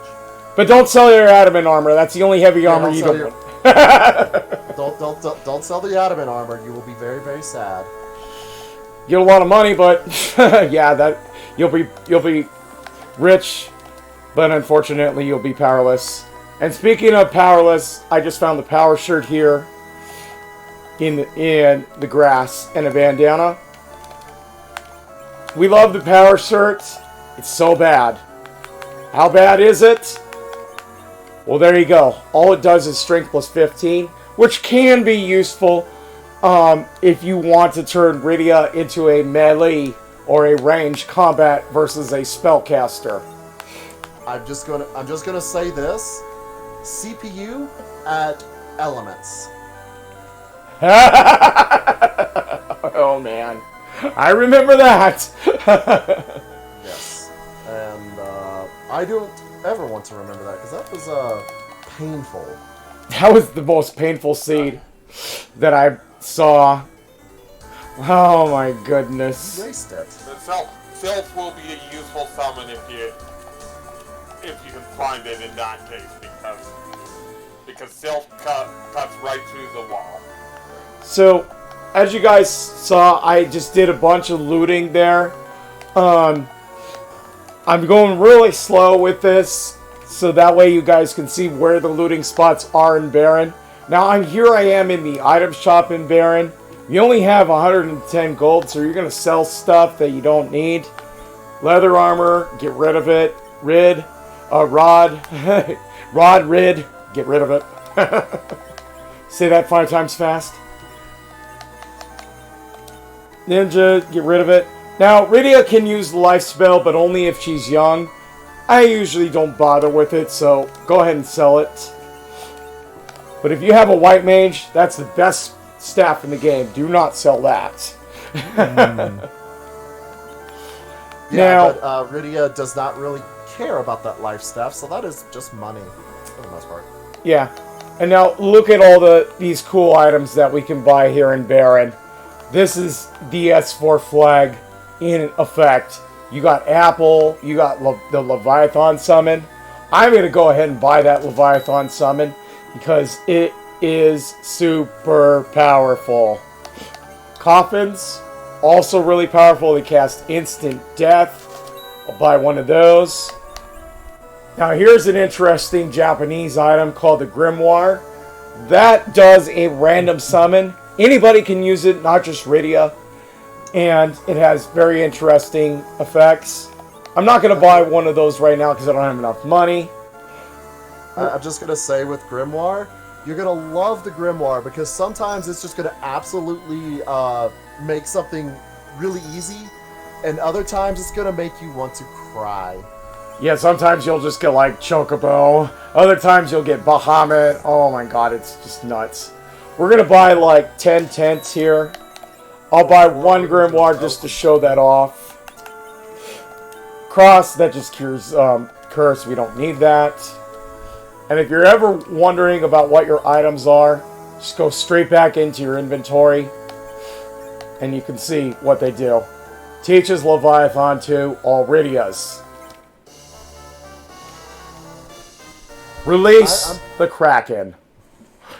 So I'm just going to mention a quick item that I've got called a Vampire. What that does is it casts the Drain spell. And for the most part, the Drain spell sucks. It really does. But with the Vampire, it's got a lot of uses as a J item. Maybe not as much on S4, but Vampires are useful. Try not to sell them, and you can use them in very interesting ways.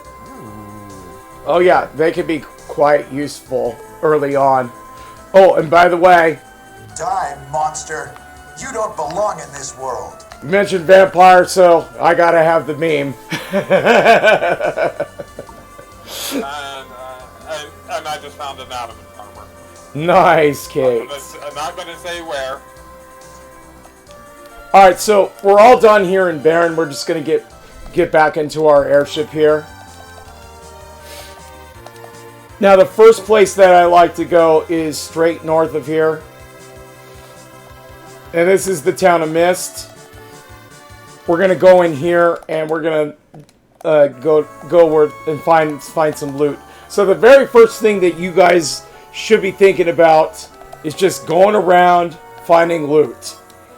There's a guide drum. That's a very useful item that casts Quake. A crystal helmet. That's really good for Cecil. 50 gold.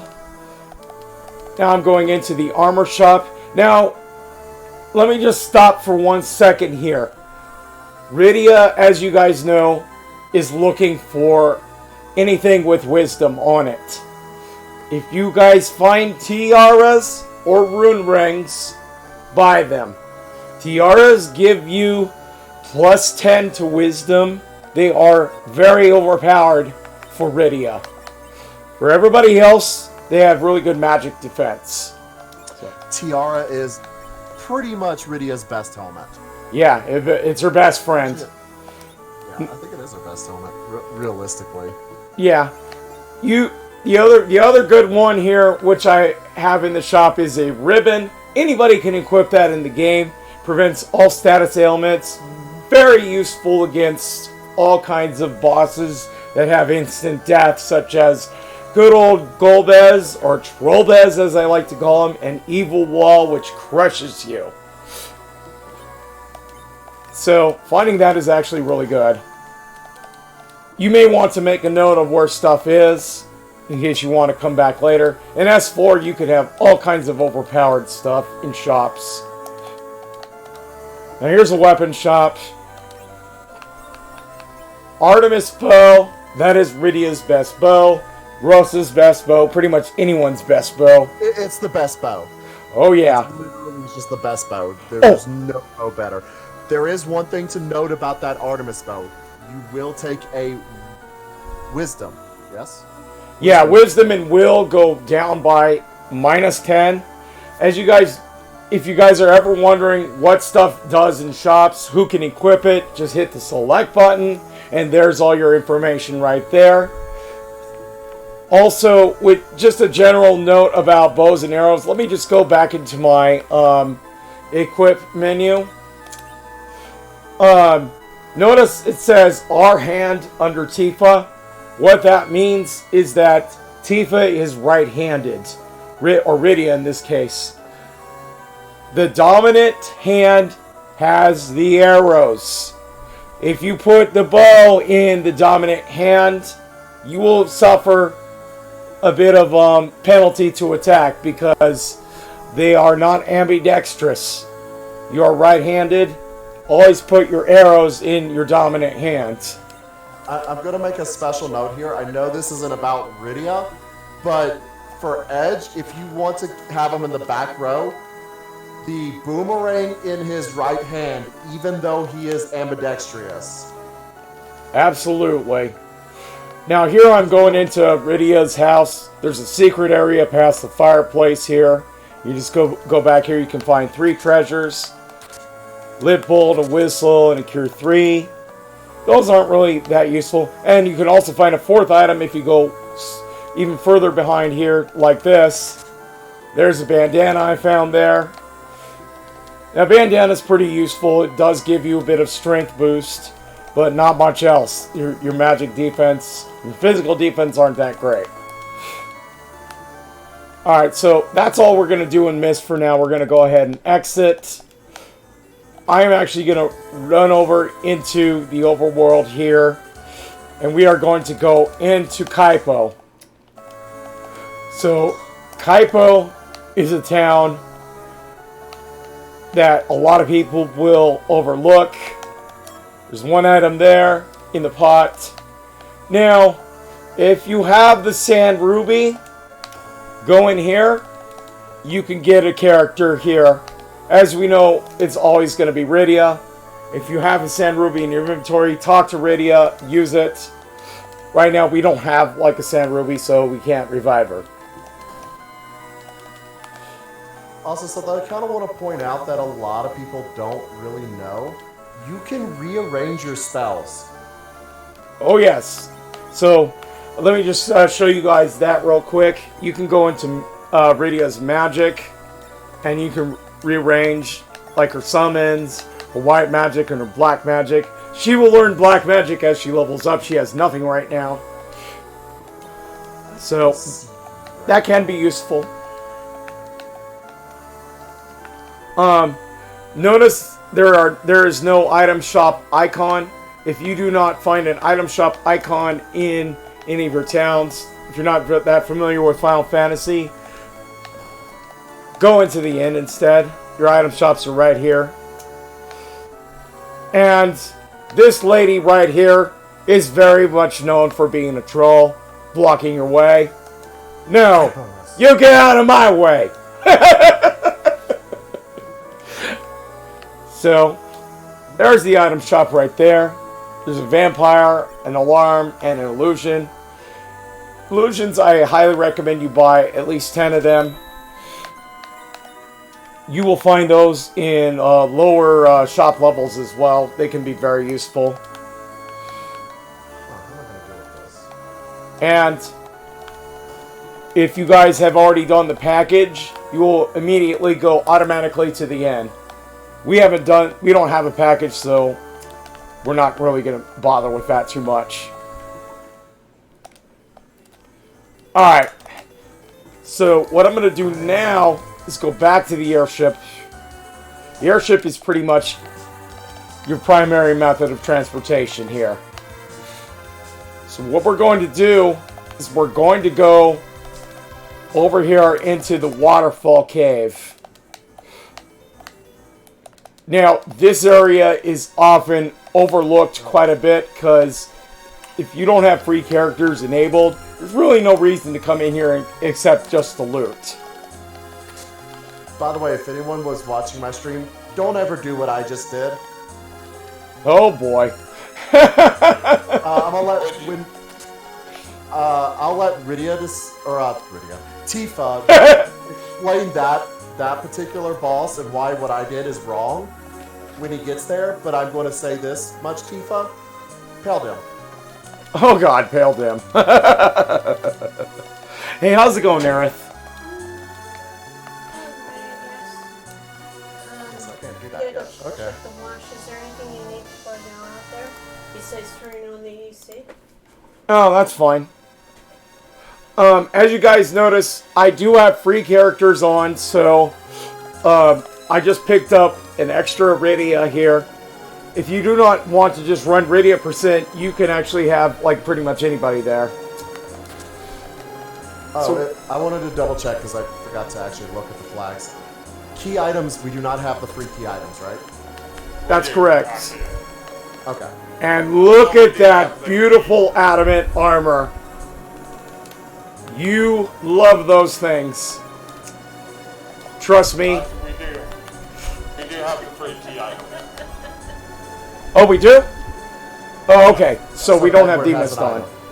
Yeah, Edward has your item, not Mr. Item. Okay, so yeah, good thing to note. We don't have like any of the challenge flags on.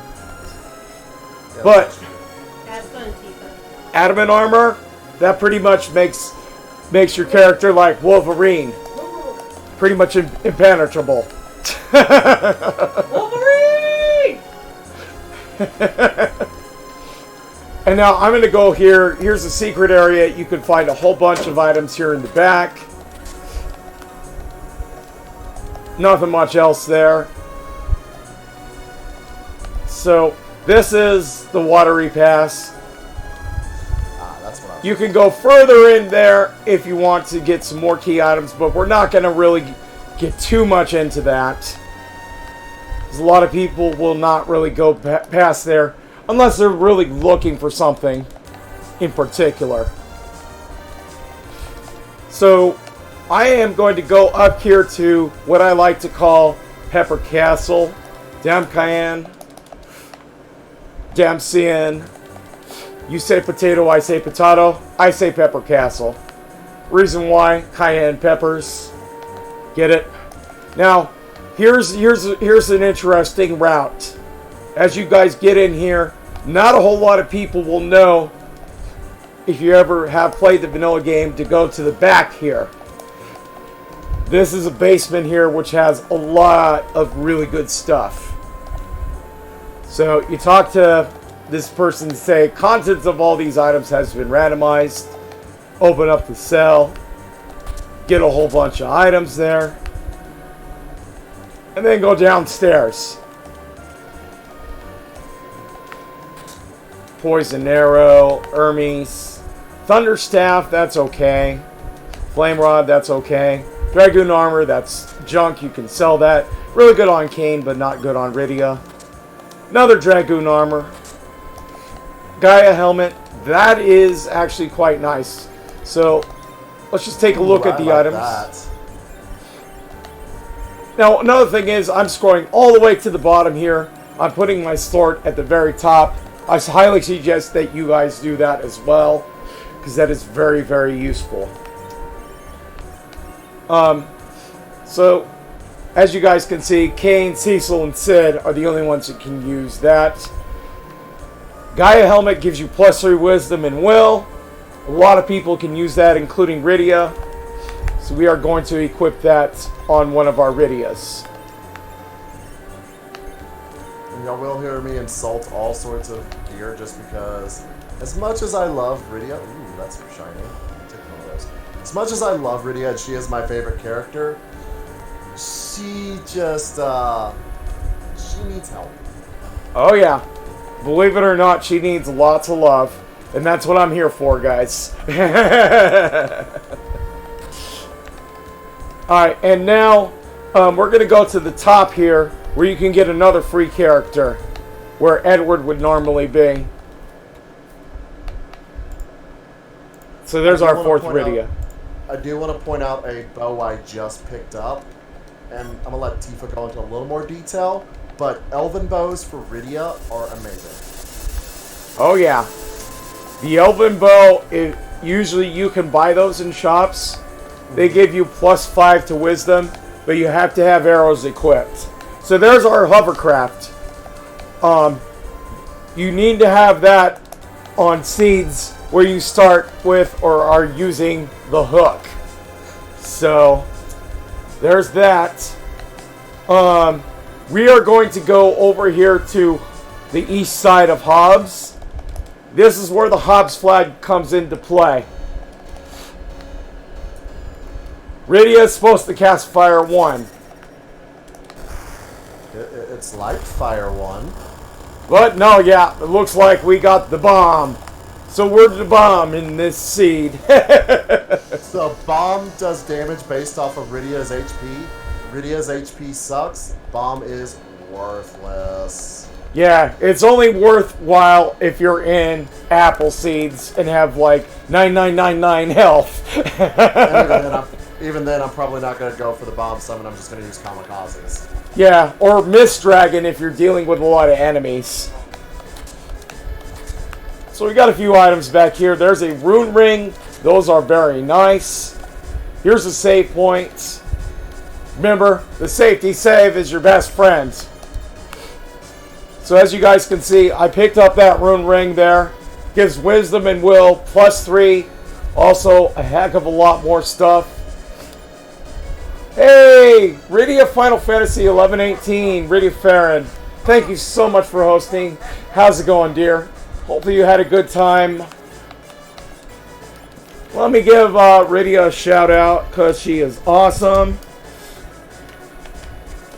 Without her, this game would not be possible.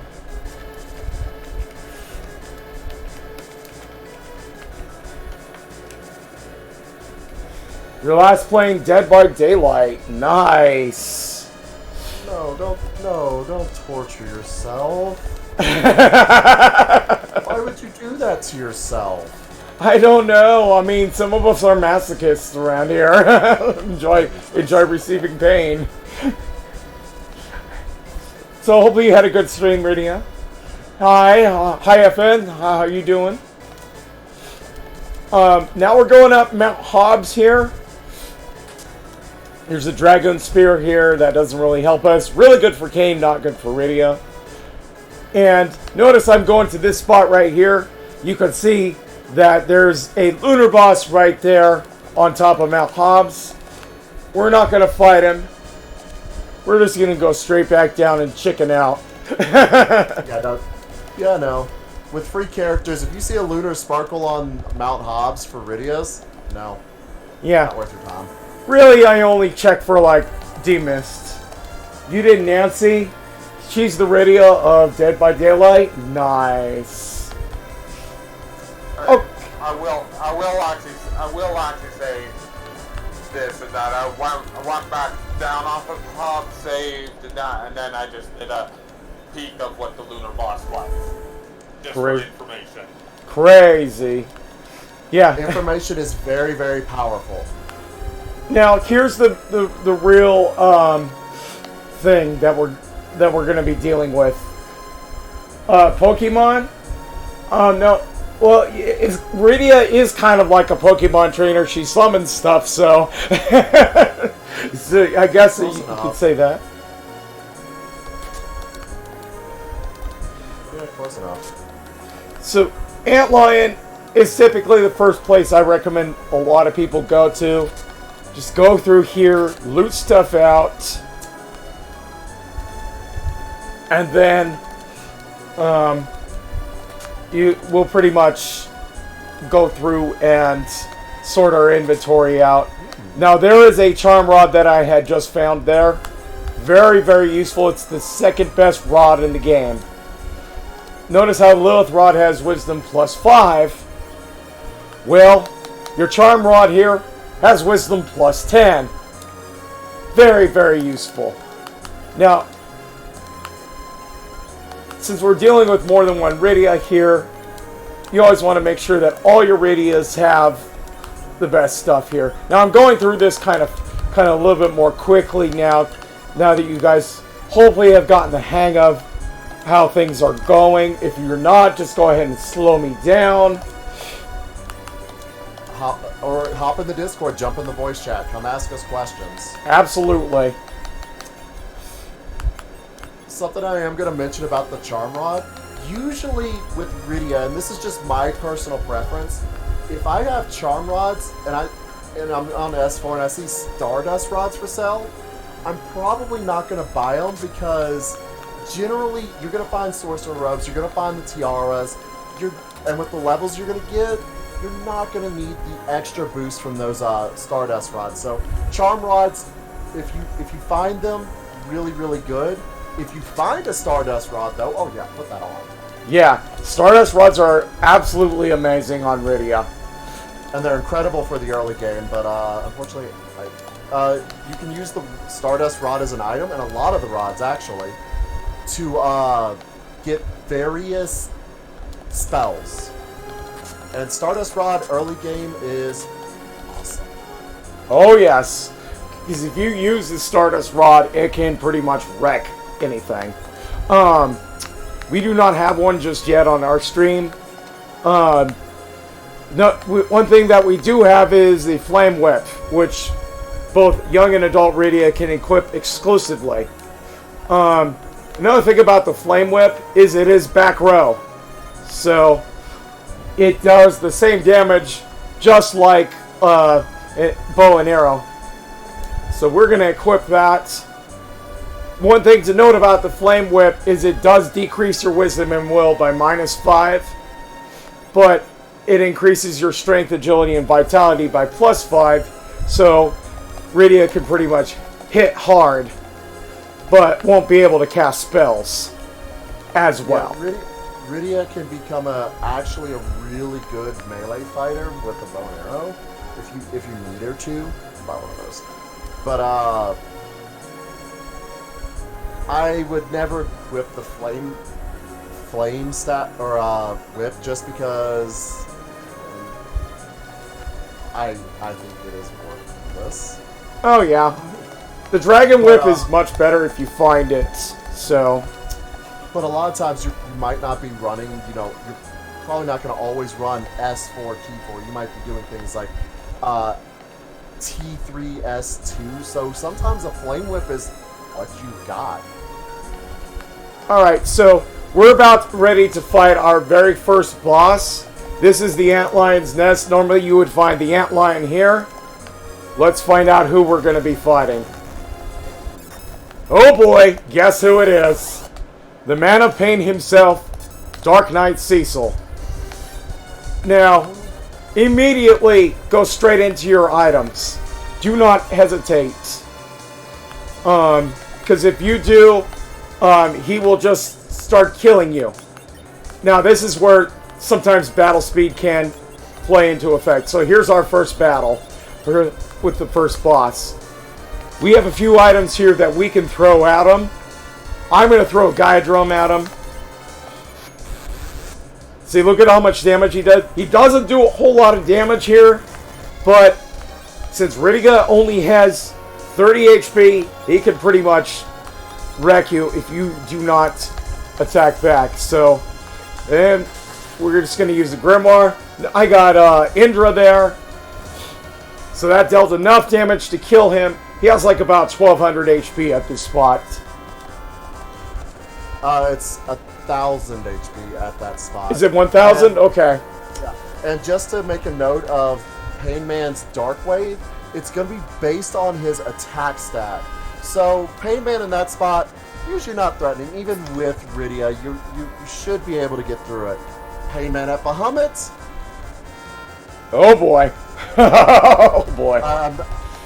I want y'all to go experience that yourself. Or Pain Man at Leviathan with no healing items or white mages. Ooh, that's cool. Okay, so we just defeated Pain Man there. Rydia got 7 levels. She now has 45 MP. She's a bit stronger as well on her HP. So the tower key, that is the key item that you guys just received here. Make sure you mark that off on your tracker there.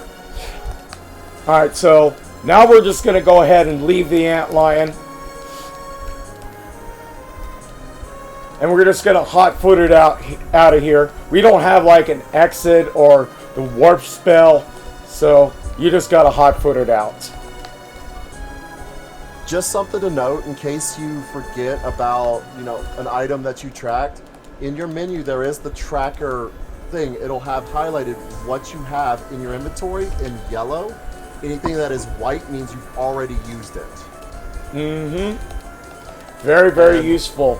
Also, towns and shops in this tracker, which is, I'm not showing on screen, it's off screen. You can mark what items are where.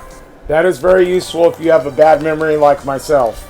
Yeah, don't do like what I did in a tournament race. Not remember where your life potions is and search every single shop in the entire game twice and still can't find them. Okay, so we're traveling a little bit east here to Fabul. Make sure you save. Because I saved last up at Mount Hobbs before that boss. If I had gotten wrecked, I'd be back there. So Fabul is like the second spot that I usually go to. It has a weapon and armor shop here. There's a bunch of stuff here. Doesn't look like Rydia can use it, so if you're ever unsure, just go straight through it slowly. Here's the item shop in Fabul. Now notice, I've been looting quite a bit. We're gonna make sure that we sell some stuff that we can't use, like this Ninja Star and this Fire Sword. Rydia can't use these at all. She can use the rods, but they're not really that useful. The Ice Brand, Cat Claw, anything like this. Now I'm selling that Firebomb. Yes, you can use that, but it's not really that useful because it depends on your current HP. And Rydia has the 3rd worst HP growth in the game. Yep. Edward, I believe, has the 1st, or is it Dark Knight Cecil? Or Tella. Oh, I forgot about Dark Knight Cecil. I kind of forget that he exists. No, so she has the 4th worst. The worst is going to be Tella, DKC, Eddie, and Rydia. I don't know. Yeah.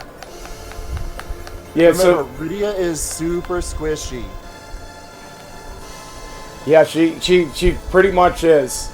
Soma Drop increases characters' max MP by 10. Don't sell that. I sell them because for Rydia, you're just going to get enough MP. Yep. That's my opinion. Form your own opinions. I'm just throwing my opinions out on certain things because Rydia's, for this seed, you're going to get Rydia probably up to like 50, 55. Why did I open that? Oh, yeah. And you're going to have plenty enough. Awesome, awesome. Cure 2 potions. I highly recommend you guys buy at least 50 of those. They are relatively inexpensive and they can be useful. Ether 2s, if you can afford them, buy them. We have like 312,000, so we'll buy like 10 of those. Those are useful, but they can be quite expensive. Well, that's convenient. I accidentally opened a trap chest because of all the 2v2 seeds I was doing recently. I got something nice. Oh, and a trapdoor. Heck yeah, the Burninator. But not from that. I got that somewhere else. I'm just not telling you where because yeah, I want you to experience the joy that we all do when Rydia actually becomes good. Absolutely. Remember, I have a perler of Rydia that's always on my desk. I will make fun of her as much as I please, and she is still my favorite Final Fantasy character of all time. There you go. Alright, so what we're going to do, as you guys noticed, I went out, did a safety save, going back in. And we're going to do the Fabul Gauntlet spot here. Ask you if you want to defend the crystal, say yes. If you say no, you'll just get kicked out.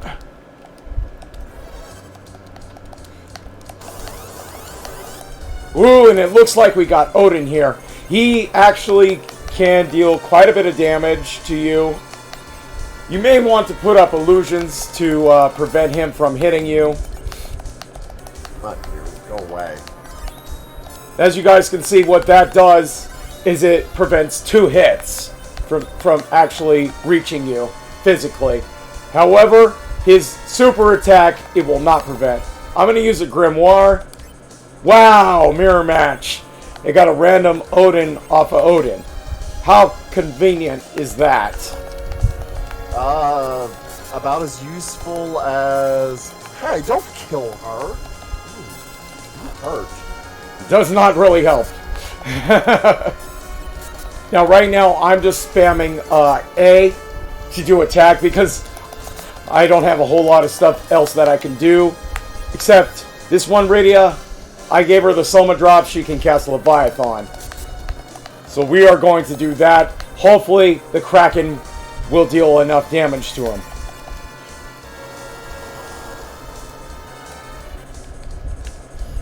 Okay, so it did do enough damage. Absolutely.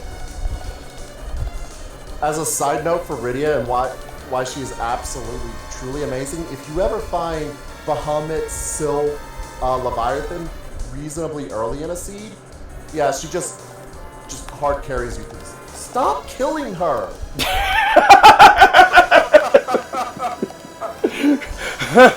My poor 200 hit point Rydia just cannot handle this spot.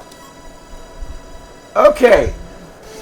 And we received the pink tail for actually getting the Fabul spot. So mark that off on your tracker that you've done the Fabul defense spot. And if you haven't already, make sure you mark off Antlion because we've already done that. There's a few items you can get in here. Hey, move! Oh wait, you know what? I gotta get my soundboard on. As you guys like to know, if you've ever watched my stream, I love to use the soundboards. Welcome back. Hey, welcome back. How's it going? Thank you. Please die. Please die. He's not talking to you. So I read it's a Bigan, just to let you know. Oh boy. It's not in a fun spot. Oh my god, I'm gonna mute stream for a second because I can't hear both. It's like... Oh yeah, you have to mute stream at the same time. If you're watching it. If you're in Discord. Because you'll get echoes. And I'm actually looting the stuff behind Fabul afterwards here. looks like we got a duplicate Leviathan in the back there. You could sell that for money because, as you guys well know, if we go into our magic here, every single Rydia knows Leviathan. So getting a second one is just icing on the cake. Just sell it. I want to describe what I need to do right here, but if they're not watching, it's going to be impossible. Yep. And we also got a crystal sword. That is what I like to call the money sword in Rydia percent. So, should I load multi-stream? If you want to watch what I'm doing, because I'm playing very, very differently from Tifa, you certainly can, but it's not required. Tifa is the main focus. Absolutely. Yeah. Okay. Yeah. Yeah, Discord and stream are slightly behind, so Yeah. it's just the way the internet works. Really? Okay, now, what I like to do after Fabul is I like to go here down here into Silvera, go through like all the spots in the grass here, loot items, then sell them. So I'm doing Rydia's build the slow way, encounters on, all encounters on, stuff like that. And that's perfectly alright if you guys want to turn encounters on. That is perfectly alright. I usually leave them off because it makes seeds tremendously long. Yeah, because Well, sometimes basically, the encounter rate it's just... toggled, so, I mean, it's toggleable, so I can, Exactly. yeah. And now we just found a very useful item here called the Hourglass. We are going to buy quite a few of those. It stops normal enemies for a short time. Doesn't work on bosses unless they don't have the boss bit on. But I do like to use those quite a bit for moon grinding and a few other things as well. So we're going to just buy those, exit town, and then what I like to do is I like to go pretty much in a clockwise fashion here. You can do mount ordeals now if you want to, but I usually don't if I already have like the magma key. Mount Ordeals has a lot of bosses, but it does have one key item. Here we are in the one-stop shop for mages by Cydia. Remember this town for later, because you will need to actually come back here if you get the Darkness Crystal. The item shop here sells cabins. Buy 20 of those. Those are very useful. Restores HP and MP. And life, by the way. Armor shop. What do we got here? Now there's a crystal ring. That it normally is the most powerful ring in the game. We will buy a few of those. Anybody can equip those. So, there is, you know, for me... Ooh, don't give me that. Crystal rings versus protect rings. I'm a little more partial to protect rings with Rydia. But, make the calls for yourself.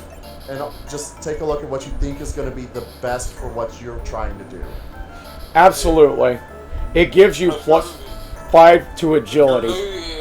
You're looting self cave and crystal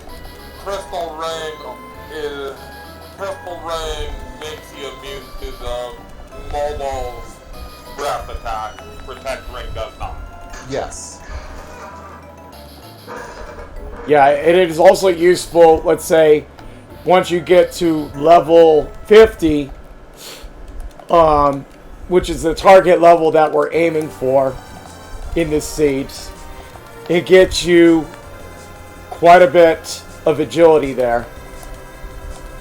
Alright, now the last shop that I'm over here at is Eggart. Did he say it makes you immune to purple rain? Oh my god. Hey, how's it going, Zeph? Gonna cut your heart Lorule. Nice. So here we are in Agar. This is one of the ways to get to the underworld. Yeah, you usually want to try to go to the underworld through Agart because Reasons. when you run into Kainatsu at the hook at Ruby spot, you will always and forever be thankful for a magma key. Regardless of where Absolutely. you find it. And My first one in. absolutely. The magma key. You guys also notice, like right now, in this item shop, I have Cure 3s and Lives. Buy those. If you can afford Cure 3s, buy them. They're very useful. 60 Elixirs, life potions minimum. yeah, you want life potions because you can use life glitch with them. If you don't have life potions, that life staff that I sold, you could use it as an item, but it's not particularly as effective. Hey, How's it going, Aerith? not too bad. You may want to contact your friend and either push it back to at least 6 p.m. or reschedule for tomorrow because it's already 10 after 3. Oh yeah. We'll see. He went to sleep. Once he comes back, I'll let him know. Okay. Yeah, so see if he's willing to push it back to 6 or reschedule for tomorrow. All right. Cool. Thanks. All right. Charm rods, very useful. Buy those. Plus 10. I'm just gonna say this real quick because this always annoys me. Evil wall cheese.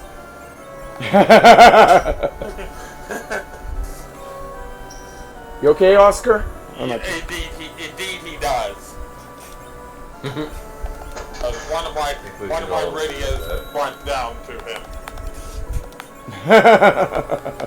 Oh, did you find Bygid yet, Kate?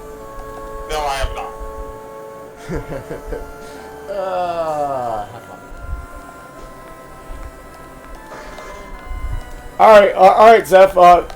Feel free to stop me and ask any questions at the time. You kind of caught me at the middle of the tutorial here.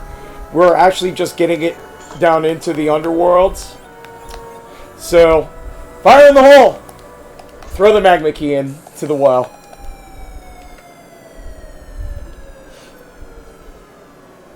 Tifa, who all in your Discord, that's worthless. Who all in your Discord plays a lot of FE? I know me, you, Babas, and Kate Sith. Yeah. Nessace does occasionally. Oh yeah, I did 2v2 with him versus you and Babas. That was an entertaining actually. 46 is getting into it a little bit here. He's in chat. Yeah, so 46 is getting into it a little bit here. I'm just mentioning, I'm just throwing these names out here. Just a lot of, I know me and Tifa will never mind being pinged. Hey, I have a question about FE. Please, I love seeing people learn this game. It's my favorite vanilla RPG, favorite video game. And FE is just absolutely amazing, but it does take some time to learn it. Absolutely. And this is probably one of the greatest ways to actually start learning this, because you do not have to worry about other characters. You could just focus on one at a time, and it gives you a bit of a unique challenge and twist to it. Just don't do telepercent. Oh god, do not do telepercent. I'm also gonna say, until you understand the final boss, also avoid 80% because this is a little bit tricky. Yeah, Edward percent could be a bit tricky as well. Absolutely. Now we're here in the underworld here. Hey, how's it going, Stormer? Kayla, good to see you. Welcome to the Free Enterprise tutorial, where we have just gotten into the underworld. Now here is the Dwarf Castle right here. You notice we don't actually have to do anything with the airship. You can already fly over magma. And let's say you're running a hook seed instead of a magma seed. you won't need the drill at all. So don't even worry about that. You were gonna try a telepercent, Zeph? Man, you are masochistic. I've done telepercents. They, without apples, they are not easy. So here we are in Dwarf Castle. This is the Dwarf Castle of Destiny in Rydia Percent. As you guys may well know, doing Dwarf Castle makes Rydia from child to adult. The first boss that was jumping up and down there that looked like King Queen Eblon. Oh no! So, does not look like too much of a threat. Now, if you ever do not feel confident enough in going into Dwarf Castle, it is a later location, so you may actually die. So, you may want to not do it at such a low level like I'm doing here. However, since it is King Queen Eblon, they are not that much of a threat, as you guys will see. They will use Fire 1 and Fire 2 on us for a little bit. You can choose to kill them. Sometimes it could be faster to kill them, sometimes not, depending on where they are. But they are a free boss. So one thing I do want to point out about King Queen Eblon, if you are able to just quickly kill the king, the queen on her next move will commit suicide. So yeah, in other words, if you kill the king, it's checkmate. Unless the no free boss flag is... Yeah, which we do not have turned on at the moment. I'm going to stop talking about advanced flags, but yeah, King Queen Eblon, free. He's about to get my favorite Rydia.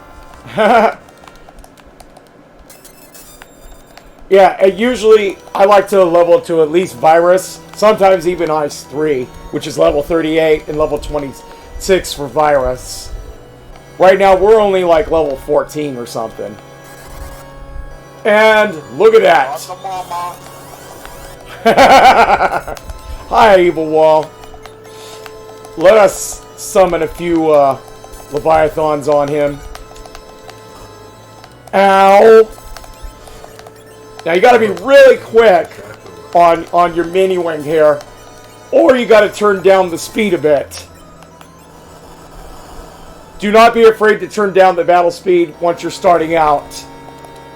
By the way, y'all just saw why I said Evil Wall cheats. There you go. He's really, really fast at that spot. I'm hoping y'all go to what I had found just a second ago.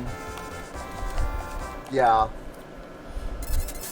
So, we not only do we get our 5th Rydia here, if I check off the characters in Dwarf Castle here, notice our Rydia sprites go from young to old Rydia. Adult Rydia.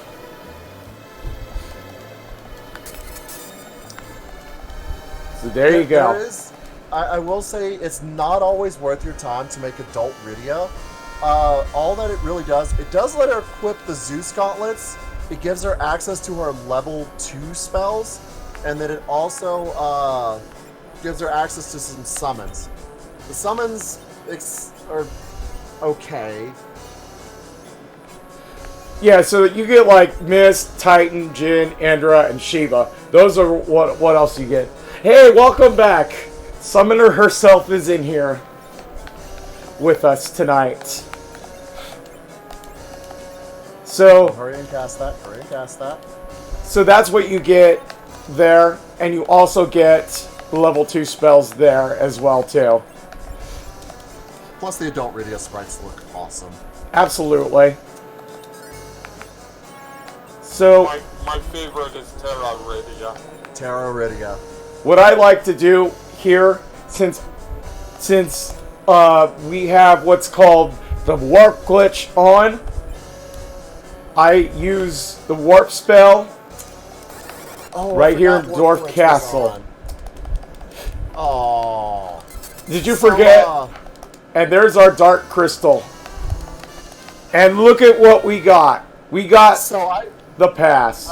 I get to spoil this, and I might have to show them this later. Guess who's guarding that pass? Oh man, demist.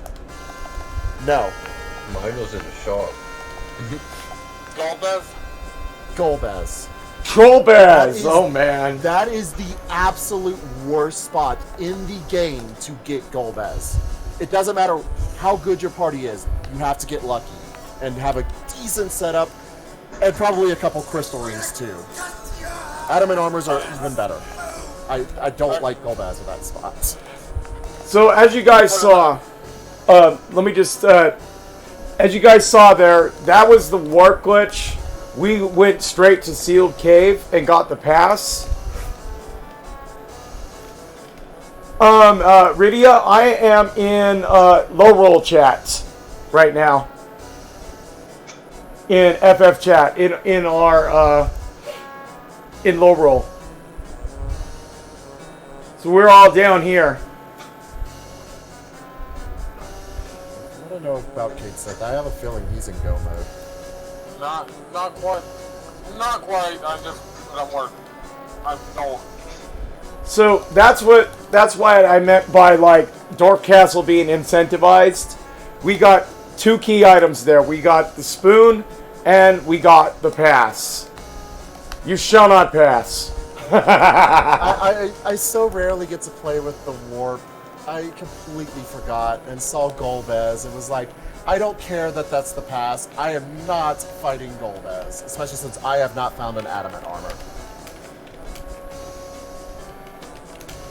The reason why Golbez is really terrifying there, his magic stat is absurd.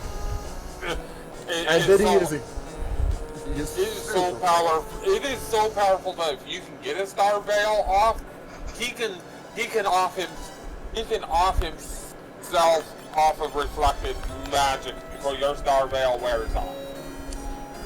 The thing is he's so fast. Good luck. Good luck getting a Star Veil off if you don't have a decent agility anchor of some sort. Well, not even just the decent agility anchor. You really, for Rydia percent, you probably are going to want a adamant armor or something to protect you from the paralysis.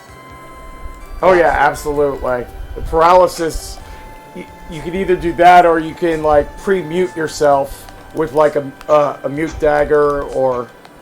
Yeah, there's all sorts of really cool tricks. I probably show that off for some more advanced stuff. But just remember, Golbez is not your friend in almost any spot. But that spot in particular is one of the worst. Ooh, that's where you're going to sell those? Okay. Ooh, I like that, though. Alright, so I just finished up here at Dwarf Castle. Make sure that you mark that off. Now, one thing, it'll ask you on the tracker if you did the warp glitch. Say yes if you had, no if you haven't. Because the tracker keeps track of your warp glitch or not. We are going to now go to a very special spot in the underworld. This is Tomra here. Now, if nobody has gone to here, all your runs are invalid unless you go to the very back. Now, in the very back here, in every seed, there's this one dwarf here that's walking around really fast in this treasure room. Talk to him. He is a student affairs administrator. He is a different job every seed, so that validates your seed right there. That job dwarf has more education than the entire planet Earth combined. There you go. Impressive.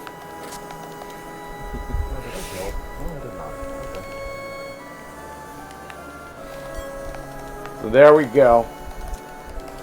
So there is pretty much the treasury back there. We can also look at the weapon and armor shop here. Now, here's an interesting item that you can buy and find called the glass helmet. It is very, very, very good for doing physical blocking, but for like magical blocking, not so much. It has 0 magic defense. Don't bother with it unless you know that you have nothing but physical pretty much coming up. Yeah. I mean, it's better than nothing or a cap, but I wouldn't bother with it unless you all need that. And look at what we found in the item shop in Tomra here. Bahamut. Also known as Trogdor. Absolutely.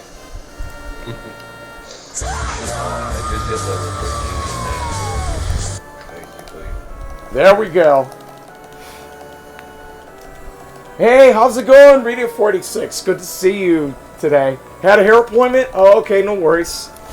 So many videos. If you're still interested in learning this, you can always catch the VOD. But we're pretty much in the underworld right now. I'm still going through this fairly slowly. Great to have you here tonight. We got 2 Rydias in our chat now. Heck yeah. Ran out of MP. You're not supposed to run out of MP.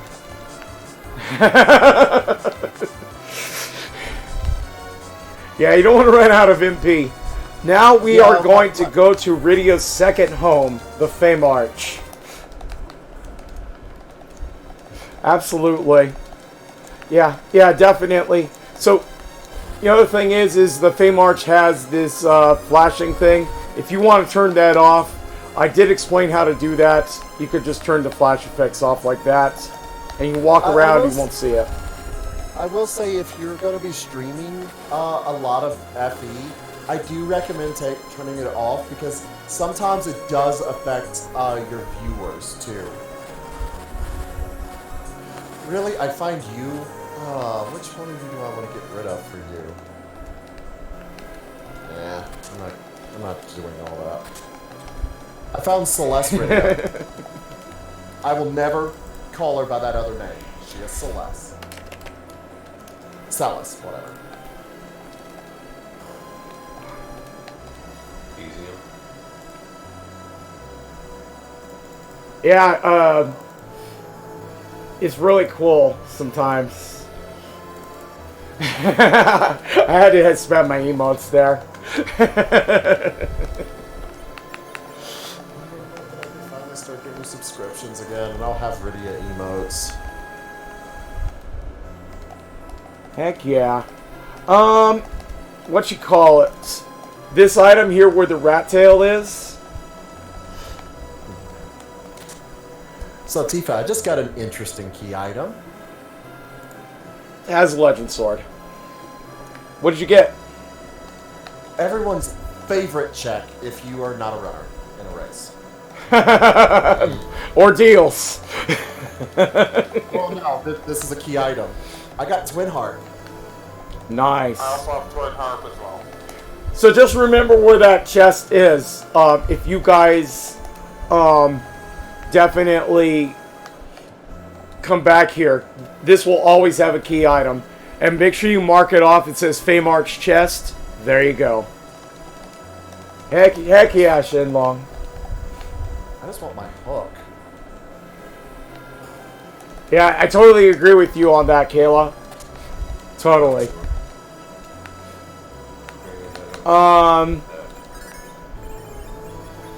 So if anybody wants to hop in voice chat, you're more than welcome to come here into my Lorule Discord. Come join us, ask questions. Absolutely. And notice I have only 1 HP here.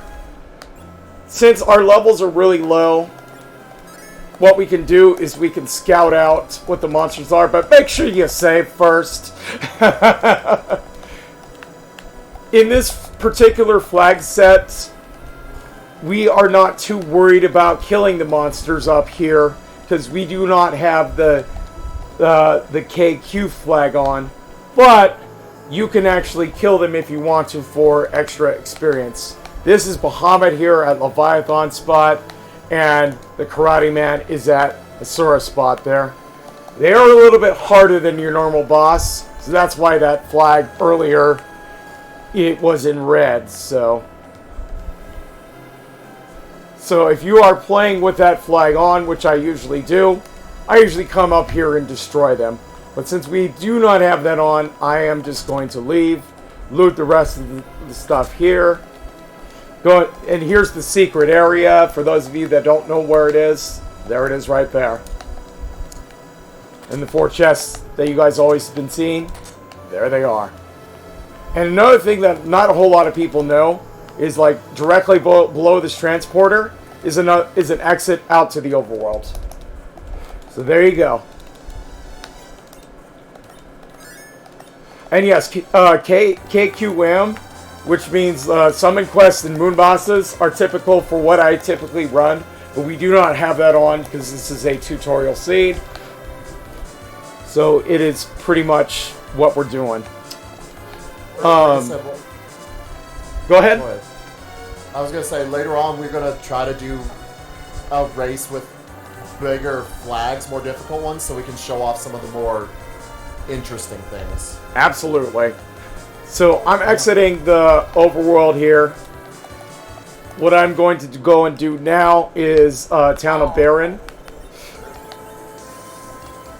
Now you could do Town of Baron earlier. It's actually a lot easier than Dork Castle. I highly recommend that you guys do because you do get another Rydia. However, sometimes the boss there can be a bit trolly. We saw, as we did, it was a moon boss. However, with the Rydias that we have now at level 22, we will pretty much wreck him. Wait, that missed? How did that miss? Whoa! Guess what? Who we found? Yeah, you're not the only one. Good old Wyvern. You do not want to find him. He could be game over instantly. But we have the Wyvern flag on, so he's nothing but a breath of hot air. I love getting Wyvern in the tower key because at least he tried. He just wasn't feeling it today. So I put out his fire with Leviathan there. I figured it would be more poetic justice to kill him that way. I could have used Bahamut there. We're going to use Bahamut, though, on the next boss here, which is Leviathan. So you have to kill 2 bosses up here to actually get this key item back to back. The second boss is the one that you normally have to worry about. What am I gonna do here? And we got the frying pan. Tifa, I have to spoil something because I'm a little confused because I've never had this. Oh? Never have I. I'm on Twin Hearth. The boss is Dr. Lugay, and I can't hit him with my summons. No, you can't. The first phase of him, he has 255 magic defense. And he's one of... jerk. Just like I'm out of Balbalis. arrows. So he's got summon dodge. That's silly. No, ridiculously high magic defense. Okay. Yeah, I knew the magic defense was high, but I wasn't expecting him to dodge, Bahamut. Oh yeah, he can dodge everything. Yeah, I've never run into this before. That's the reason why I don't like spoiling things, but it was just... Oh yeah. I didn't understand it. See, that's what's interesting is if you find... What was that? Going towards hills. Here we go. Or I'm just going. Crazy. Yeah. He has a slingshot thing on both parts. Oh yeah, it's pretty nice. Yeah. Alright, so here's what we're going to do now. Now that we picked up the pan, it's time to go down into the underworld. And we are going to go just to the right here, west. Go straight down here into where the cave is. You don't have to save if you don't want to. There's really nothing here. Unless you absolutely feel like opening the chest. Do not open the chests here. Whatever you do, do not open them. Where at? In Stealth. Sylph Cave. You will die. Got still. Unless you're having to do KT and then, I'm sorry. Oh yeah, I forgot. Sylph sucks at here. Okay, so just let me show you guys my routing here. Just to go straight down to where Yang is.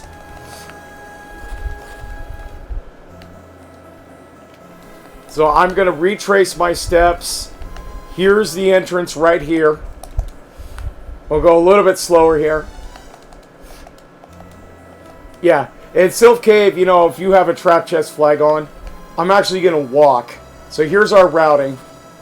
You go down stairs straight down here like that. And then you go to this staircase over here like that. Go across these. And then go down here. Then go to the left here. And then go straight up. And then down this staircase here. Now we're on the floor where Yang is. You want to go this way. And notice I'm walking. You can run if you want to. Alright. Hey, thank you for coming by, Hyphen. Welcome to Lorule, and have a good evening. And live long and prosper. May the Lord Triforce be with you. Okay, and see, can you guys see how we got to Yang there? So, yeah, that's why I'm actually going a little bit slower here. So that way you guys can see exactly where I'm going. And yes, whenever you touch, like, the glowing spots, you get 500 damage. Or no, 50 damage. It's pretty nasty. And then you talk to him. And let me just grab something real quick here. As you guys know, I am a very avid fan of the 1990s sitcom called Dinosaurs. So those of you that have watched that definitely know who this guy is right here. Baby Sinclair. Not the mama.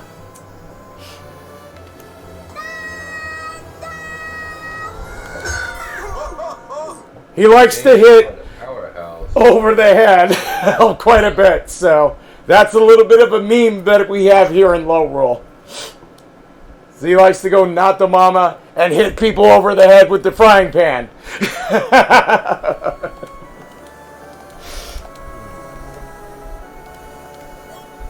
And it looks like we got kind of a bust there, but that was kind of expected because we do not have the Sylph Quest item on.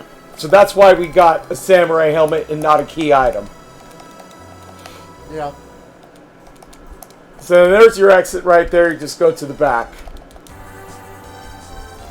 Now, what you want to do is you want to use the airship, go this way, back up to here, back to the overworld, and head back to Fabul. It's a bit down from here, and then to the right. And yes, so basically, like you said, Kayla, that check is linked to 2 more trapped treasures. Kinda. You can do the first check from Sheila without the pan. Yeah, so that's another thing is, let's say you're kind of stuck and you do not have the pan. If you just go down there and talk to Yang and then come back up here and talk to Sheila, you will get that item. So if you ever feel like you're ever stuck in a seed, that's what you do. So Sheila's tower is the one on the left here. You go up here,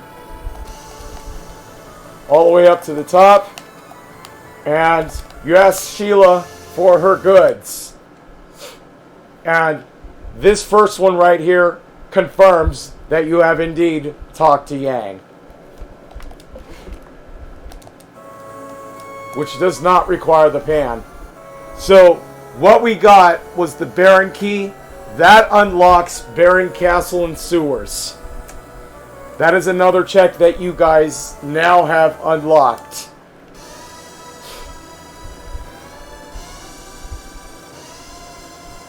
And just to note, Sheila does seem to like to hold on to her pan a lot.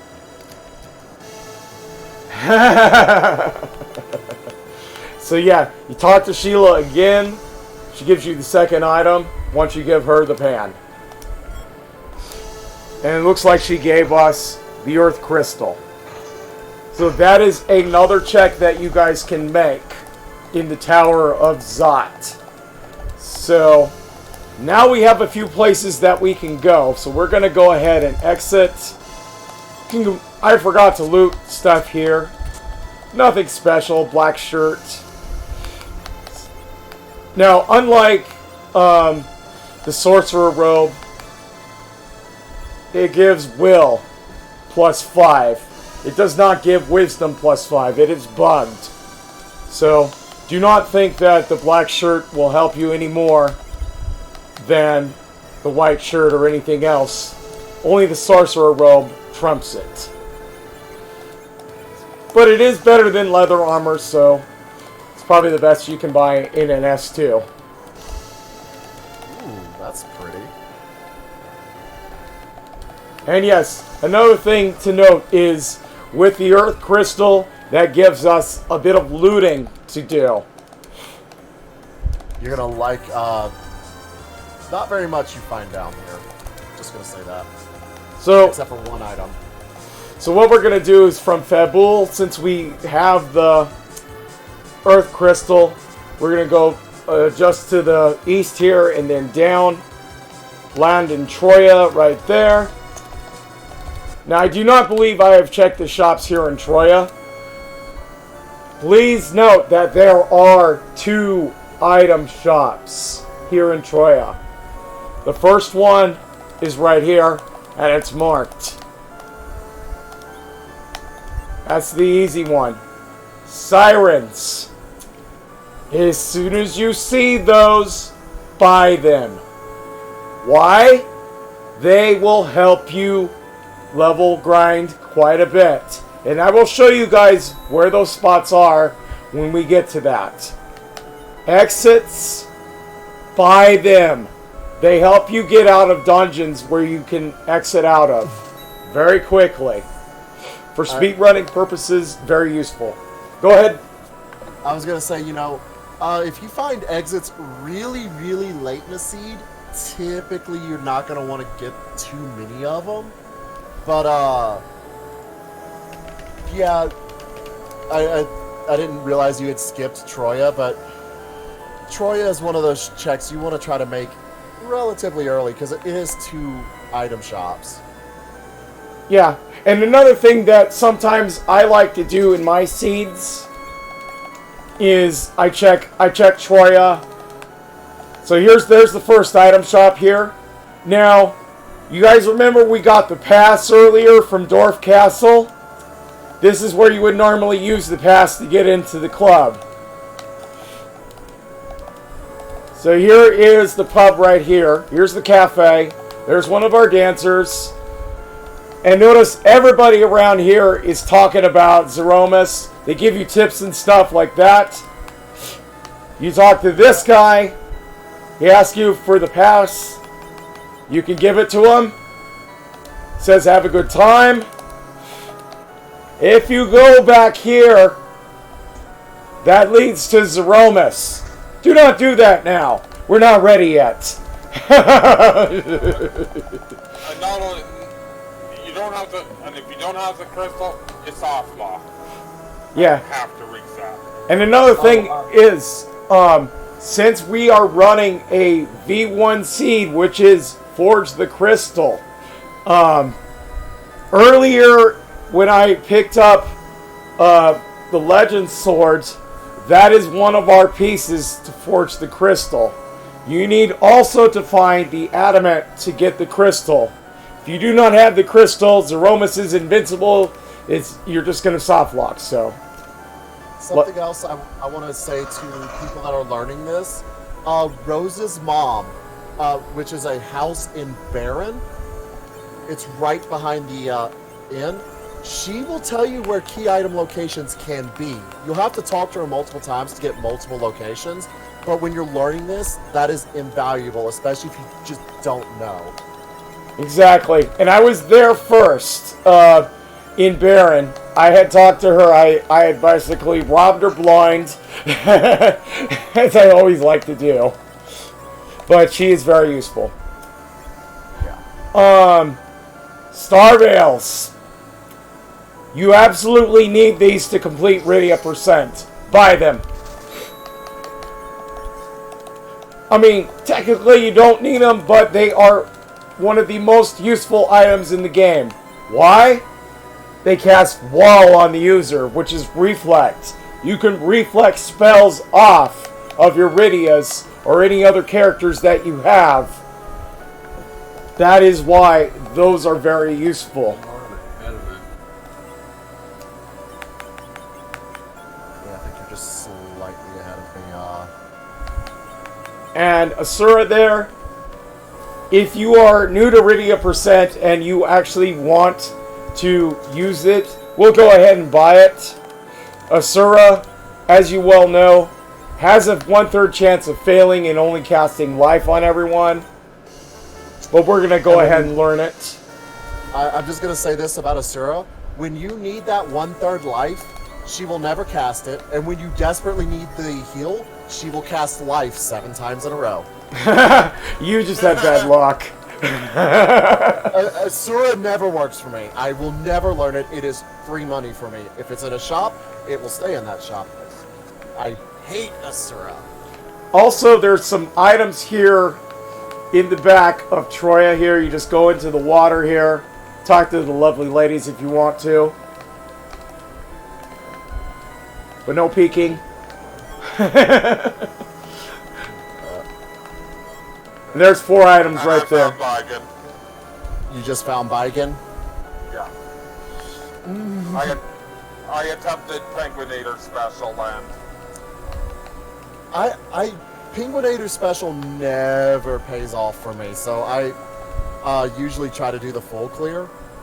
And 200 HP Rydia versus Baigen, not happening. Oh It's man, just that, not. definitely not unless you have like a what you call it, a moon veil or something.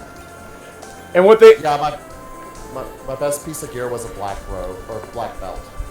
and another thing is let me just explain what they mean by that Penguinator Special. That is just going up to the tower. doing tower key auto. Penguinator is another runner of Free Enterprise, and he's actually our recent champion for the last tournament we ran. And he is an incredible guy, really friendly. I still prefer watching Tifa because Rydia, but he's just a really cool guy, and having a move named after you is just absolutely hilarious. Alright, so we're gonna go in the castle. You guys often will see me go into Troya's castle here. Since free key items are on, just go over here to the left where Edward is. He'll give you the Twin Harp item or whatever is in place of it. In this case, we got a Darkness Crystal. That gets us up to the moon. I wish. And I just picked up gold. Bad ordeals. I wish I Okay. would have remembered the warp glitch. And then on the right-hand side of Troya Castle is the treasury. First places that I always loot, which you guys can loot at any time, is the middle and the right staircase here. And you get like free items here. Usually I just go through, loot all this stuff, sell it if I don't need it, and then we're done. And look at what we found. We found Sylph.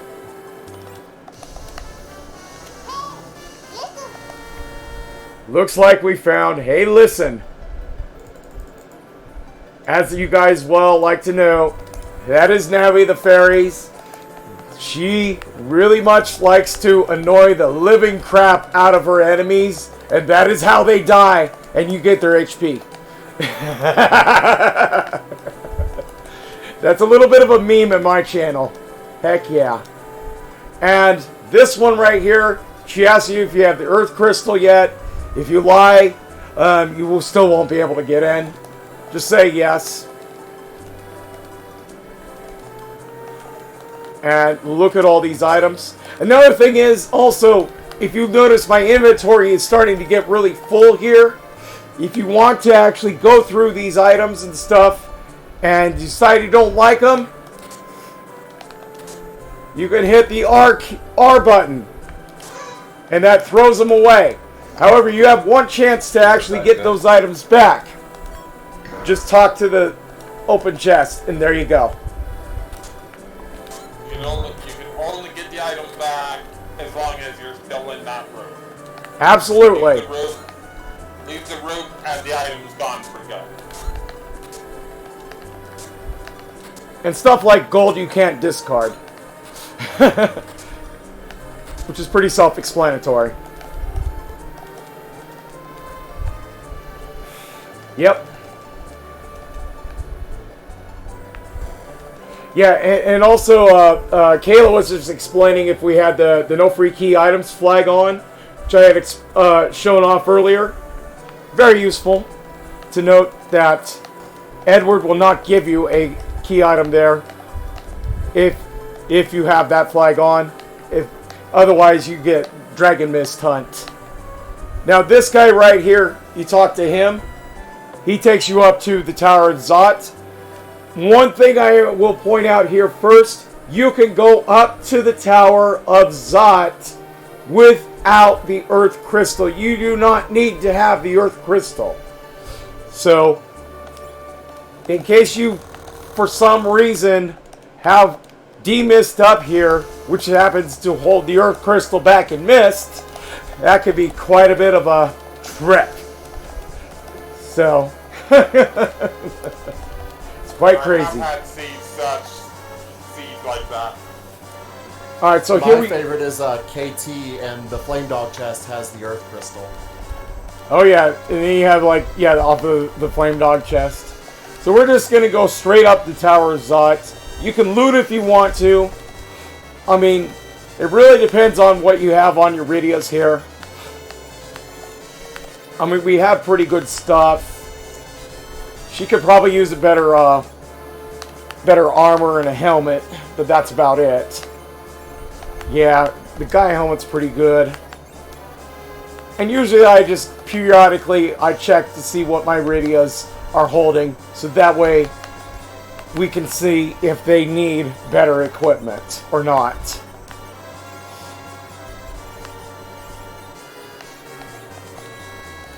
Okay?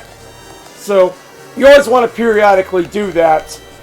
Or if you find something that is really good, immediately equip it. That is fine. What a lot of people like to do if they're running this game really, really fast is they do like to actually get all the items, get to a save point, do a bunch of menuing and inventory management like freaking crazy. I don't know how they do it. They must be freaking cyborgs or something. And then go fight the boss.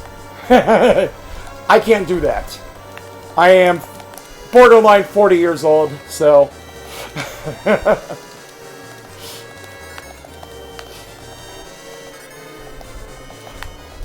You know, one day I will actually add, all the items I have on my tracker instead of, just the first couple. That's something to just kind of point out. I'm really bad about this. I don't mark items on my tracker. Try to get into a good habit of marking things on your tracker. Otherwise, you're going to forget. Oh, yeah. Absolutely. And it looks like we found Mylon here at the Maga Sister spot. We just did a Trogdor summon. It was able to kill the other monsters, but it did not kill Mylon because Mylon has like quite a bit of HP. And the ratio is split depending on what bosses you have. You'll get used to this. That's where kind of the learning curve comes into play a bit. Is how strong bosses are, what level you have to get to defeat them, etc. It is trial and error. Believe me, it will take you a few seeds to get the hang of how some of that stuff works. So do not feel alarmed if you're not understanding what I'm doing too much here. But stop me if you guys have any questions or concerns. You will also start learning where Val will have perfect magic immunity. And that's not fun. Okay.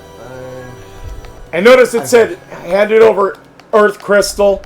You still have the Earth Crystal as a key item, so it still counts. So don't even bother like doing something like this. Don't do that, because you won't go back down to 8 key items. You'll still be counted for 9. Yeah, anytime you turn in a key item, it still counts it as if you have it, even if it's no longer in your inventory.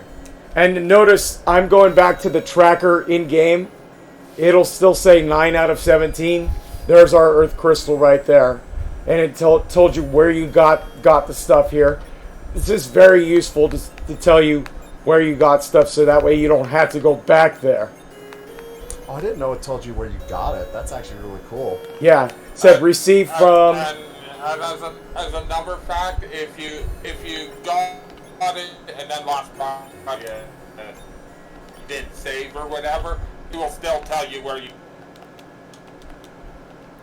So I'm just talking to Rydia up here. That initiates the next part of the scene. Once you get struck down by lightning there, you can't go back down, so you have to repeat the cutscene if you die up here.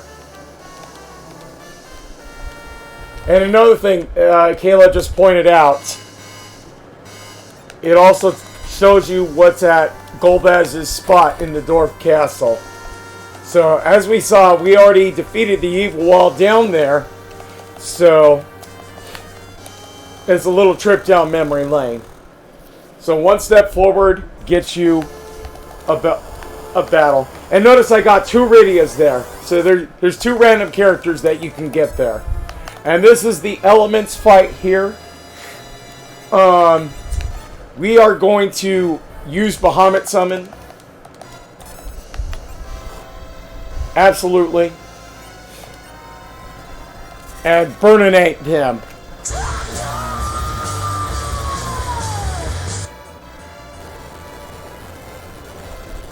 And as you guys can see, Rydia can be extremely overpowered once you get Bahamut early like that. On another note, do not cast Bahamut on Zeromus. You will not like what happens. Or Pale Dim if he's in a spot that... oh man. Yeah, I already experienced that. Right now I have song requests off because this is a tutorial video. There you go.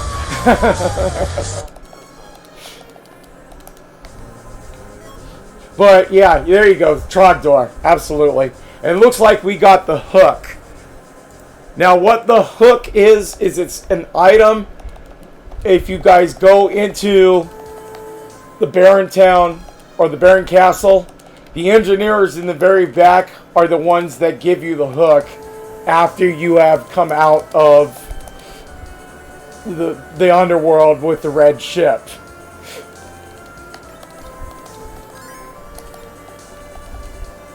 Or with the Enterprise, excuse me. Not with the red ship. The red ship's later. So correct me on that. The Falcon will not be appearing in this scene. Yep. Unless someone wants to show it off. Unless you guys particularly want to do that. And notice we got the Baron key now. That unlocks 2 shops here. Two doors here. There is Baron Weapon and Armor Shop. Use the Baron key right there.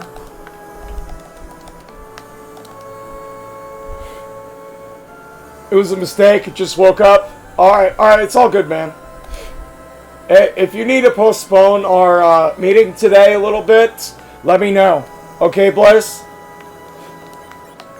Because I know it's like 4 o'clock there. I'm not sure if I'm going to be able to get there by 5. Looks like we got a ninja helmet, a Zeus gauntlet, and a ruby ring. Zeus gauntlet can be useful quite a bit by other characters and adult Rydia if you're planning on obliterating enemies with hand-to-hand combat style.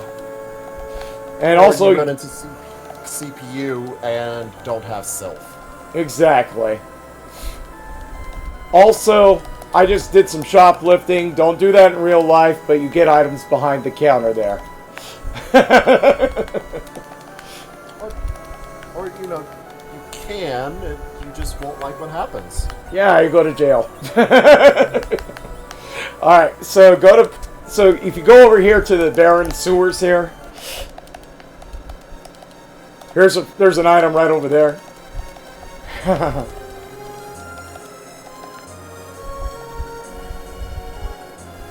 Probably streaming till I get there. Oh, okay, cool. Awesome. There's a charm rod. So you can loot quite a bit here in barren sewers and in the castle. So we're just gonna go straight to the castle. This is where you would fight like fish and stuff. I'm just gonna take the shortcut, which is this way.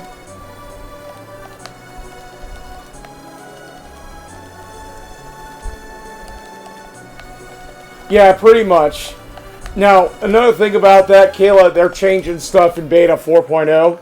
So, stuff that's locked behind Baron and like the Forge Shop and stuff like that, that'll be a lot more relevant later on. We're gonna, after the seed, after we finish, we're gonna discuss a little bit of the changes that are coming, just so y'all are aware, because it's gonna be coming relatively soon. Everything Tifa taught you today with the flags, 90% of that is still going to be true. There's only a couple little itty-bitty changes. And realistically, I don't think they're going to matter too much for you, but there's going to be some really cool stuff coming. Oh, yeah. And looks like we have Mega Sisters here at the Baron spot. One Bahamut pretty much destroys them. Did I forget to buy them? Now another thing is, let's say you don't have like these summons and stuff. What you want to do is you want to make sure that you level a little bit more. Because as you guys notice, this Rydia right here just reached level 26 and got the virus spell. That spell is one of the most OP spells that you can get on Rydia at a very low level. That is a key item or a key level for Rydia.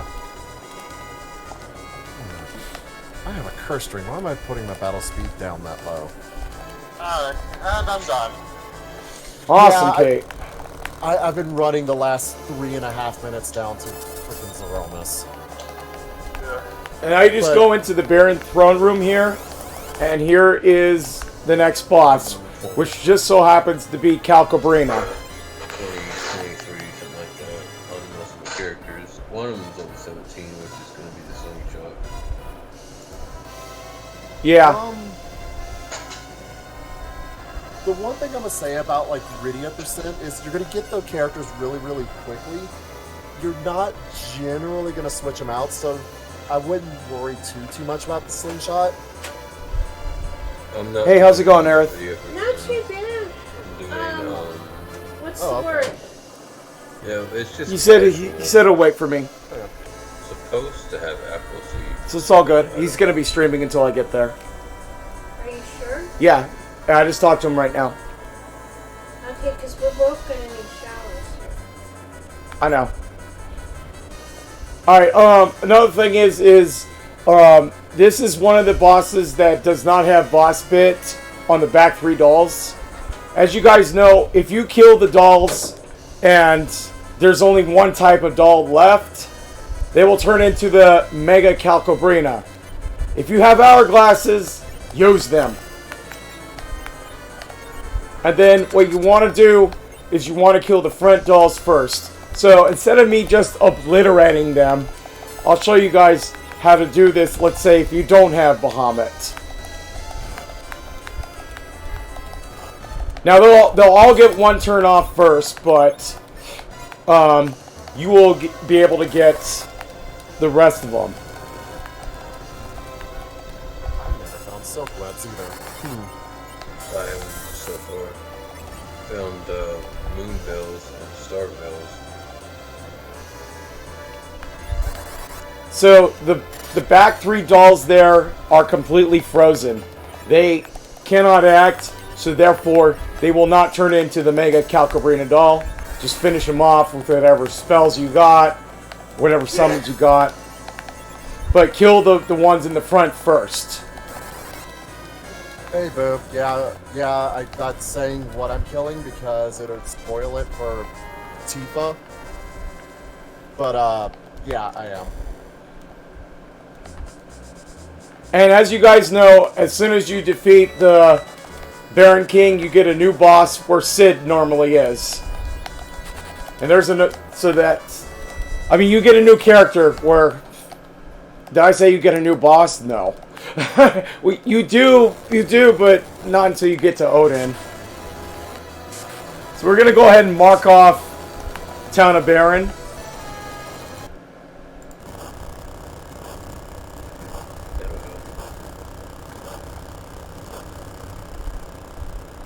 Now, what you guys should have under locations right now on that tracker should just be Mount Ordeals and Lower Babel. I've only gotten Mount Ordeals. Wait, hold on. We started with the Magma Key, so you should be able to get to the Underworlds. 46. I started with the Tower Key. He rolled a different seed. Oh, you rolled a different seed. Okay. Okay. I didn't want to exit. And what did we get? I did not see that. Sorry, I was concentrating too much on other stuff. Alrighty. I didn't run a timer, but... Twin Heart. That's a good one. That is one of my favorite items. So now we can actually go there, or we can go to Mount Ordeals. I'm going to go ahead and go up to Mount Ordeals. Now this play typically is a gamble. Another thing is, since we have free characters on, you will get another character up here. I'm going to the desert. Do you have the hook yet, 46? Nope. I'm probably going to get it soon. Oh, okay. Or the magma. Yeah. Now, if you have the K exclamation mark flag on, you can actually have to go up to the moon before you go down. I have the path already, but I'm not going to use it just yet, because I'm not level high enough. Thank you very much for the raid, Val. I appreciate that. Oh, yeah. Where are the heroes? I didn't say thank you for the GGs in my stream. Yeah, thank you, everyone. Thank you for the GGs, Kate, Sid, Boone, if you're still in here. Oh, This wasn't a race, though. This was just... Okay, so here we are up on Mount Ordeals, and these are 3 Dark Imps. They do not have the boss bit flag on. If you use Hourglass 1s, that will stun them. And this pretty much applies to any seed. So, now that they're stunned, they can't do anything. Now, another thing that I'm going to demonstrate right now is the life glitch. I bought 2 coffins earlier, which allows me to instantly kill an enemy. So, you use a coffin on one of the imps right there, that instantly kills them. Now, immediately go to your items, find a life potion. Oh, I was a little too slow. Okay. Another thing is, to pull off the life glitch, you gotta be extremely fast! Yeah, I screwed it up. Okay, let's try it again. Use the coffin on one of them, and immediately go to your life potions. Use it on the person that's using the coffin. Just like that. Double EXP off of that imp there. And then just finish off the other one. The last enemy you cannot normally life glitch at all. I had a problem with Odin. If I can beat Odin, I can get past the thing. Yeah, Odin's weak against lightning. If you can find like Thor rages or Zeus rage, I found this, yeah. you might want to like loot a little bit more. Throw a bunch of items at him. So that's one boss down. Safety save is your best friend. Got it. Skill over. Also, another thing is you want to change your lineup here because we are about to get back attacked at this spot right here. And this is Pale Dim. Do not summon on him unless you are absolutely sure that you can kill them. And I will demonstrate why right now with the Chocobo summon. I've seen it before, yeah. Watch Or this. This I know will not kill him. Deals 420 damage. Yep. And then you're Bye-bye. gonna die. But if you have float, summon away. Yeah, you could if you had anybody that could cast float.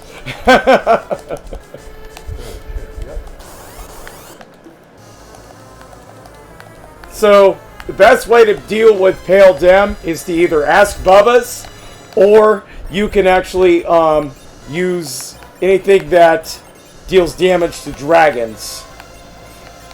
So if you have like a dragon whip or Artemis arrows, those will work. What was that? Would Bahamut work? Sorry. If it will one-shot it and you're able to float, Pale Dim will counter any summon that doesn't straight out kill it with Quake. Quake hurts no matter where Pale Dim. As I demonstrated.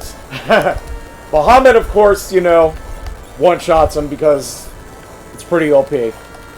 Also, another note about Pale Dim, do not use elemental spells on him. You're not in for a pleasant time with that. Yeah, he will counter with the elemental spell and he will absorb it. He will absorb elemental spells and he'll counterattack with an equivalent elemental spell.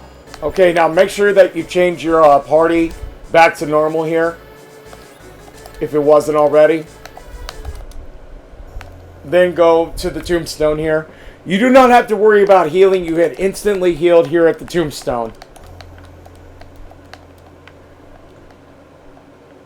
At least I like to call it the tombstone or obelisk or... What do they call this up here? Sand ruby. Okay. Yeah.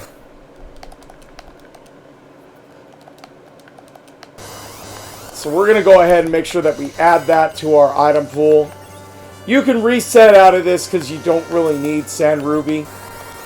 Another thing to note is I have 12 out of 17 key items possible. So we actually have double EXP going right away. Once you hit 10 out of 17, that XK flag, as I explained earlier, takes place. Cecil becomes a paladin here, and Tella learns all their spells, wherever they may be. Probably in someone's seed that's running it, somewhere else, and we don't care about them because they're not Rydia. Yeah, probably Bubba's.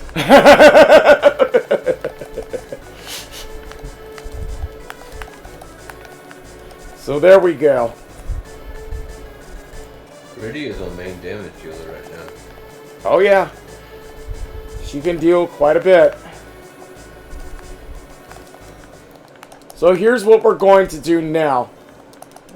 now that we're down the mountain here, you cannot use exit, by the way, in Mount Ordeals. You have to actually walk down. Yeah, you can't use exits in Fabul or Baron Castle as well. So what we're going to do now is we're going to do one of my favorite parts of the seed here. And this is the Magnus Cave. And what's so special about this? Anybody want to explain what's so special about doing the Magnus Cave? Sure, so we discussed earlier the Z sprites, where Zeromus is going to have a different sprite. Another one of the Easter eggs that they love to put in here is our Bedward likes to play a song, and it can be from a variety of games, and it is everyone's favorite part because the songs are incredible and they are all made by the head developer. Crazy. And you know what's interesting is that I've gotten all kinds of really cool stuff, like from all kinds of video games and all that. One time I even got Game of Thrones, but I think they had to edit that out because they're very conservative about copyright. I have gotten Butterfly. I've gotten songs from all over the place. It's just absolutely incredible. Yeah. Oh, another thing is I just picked up an item here in the Chocobo Forest with the full inventory. If for some reason you have too much stuff in your inventory, this screen will come up. What I recommend is you can either swap the item if you want it, like that, throw something else down. But as you're doing this, clean up your inventory quite a bit, because that's definitely going to help you quite a bit. Divine Rydia, thank you so much for the raid. Let me give you a shout out. Definitely follow Divine Rydia, everybody. Absolutely awesome. Tactics Advance. Beautiful. So, I usually just throw a bunch of items down here on the ground. Like that. And that's if you don't want to sell, if you have enough money or whatever, and then just leave. So yeah, there's one of the hidden locations in this Chocobo village. Interesting thing about this Chocobo forest, if you zoom out, it is a Chocobo. Yes, it is very cute. Also, anyways, get over here, you bird. Do some grocery shopping. So, good luck finishing up your stream, Tifa. And anyone that has questions, Tifa's not around. Don't ever hesitate to message me. I'll be more than happy to answer it. If I don't know the answer, I will be able to get the answer. Yeah, let me give you a shout out as well too. So definitely follow Valvalis Skunk. Awesome dude. Highly recommended. Very helpful. Oh, and just so everyone is aware, yes, my name is Valvalis. I am not named after the tornado spinning, annoying, she destroys Rydia percents. I actually got it from oh god, Norse mythology. And then just forgot, I've been playing a lot of the PSP and the DS version where she is known as Barbaricia. And then I joined FE and was like, oh, right. They mistranslated her because reasons. Yeah, it's pretty crazy. Also, magnetic field in effect. You do not have to worry about that unless you turn encounters on. Don't even worry about that if you're just going straight to the boss, as I am here. 4:30. You need to jump in. I know. We're still going with the seeds, so. Okay. Real quick, I was just thinking, maybe it'd be better if I didn't go with you. Why don't you just take care of yourself first right now while I'm streaming, and then you can go. Okay. You really want me to come? Yes. Okay. Speed time. Alright, do it. Sorry, I had to talk. Was talking to the air for a minute there. Now here's the save point. Now this boss down here typically has very high magic resistance, and in some cases, magic dodge. So what you want to do is you want to make sure that you have some sort of solid backup plan, just in case that happens.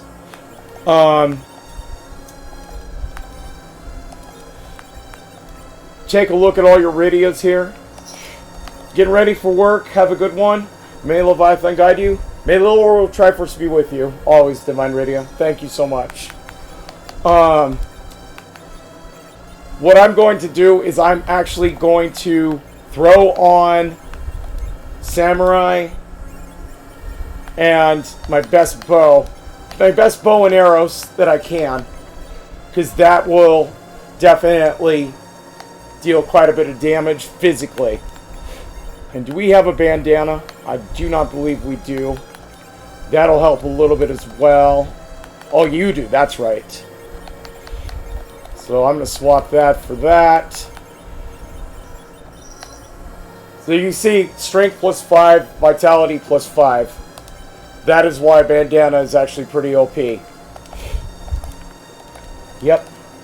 So there's that. So here's what we're going to do. We're going to talk to this guy here at the Dark Elf spot, and we're going to fight. Now, this fight right here, don't even worry about what happens. This is scripted. It's the next boss after he transforms into, that's where you have to start fighting. In fact, if you have kamikazes or whatever else, it actually speeds this sequence up if you commit suicide here. I did not, just because, you know, if you do nothing, that's pretty much what you're expected to do here. And we now have the Twin Harp song of the night. And yeah, if everybody has magnetic stuff, it ends right away. It says perished. Nice.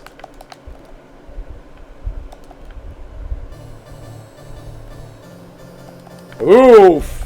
I know this one. Does anybody know this one in chat? I believe I had this in my Beyond Chaos seed yesterday.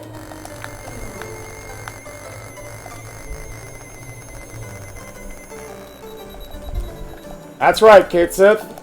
Final Fantasy VIII battle. It's called Don't Be Afraid. And yes, you can talk to the harp right there. And it tells you exactly what happens.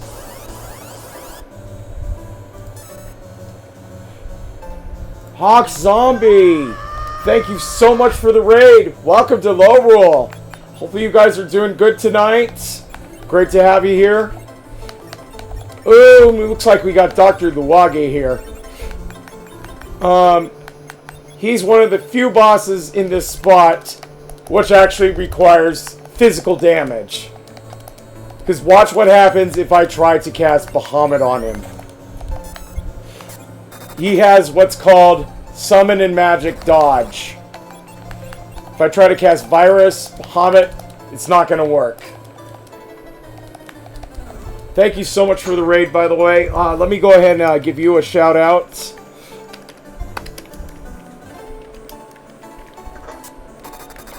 Hopefully you guys had a good time over there. Symphony of the Night, nice.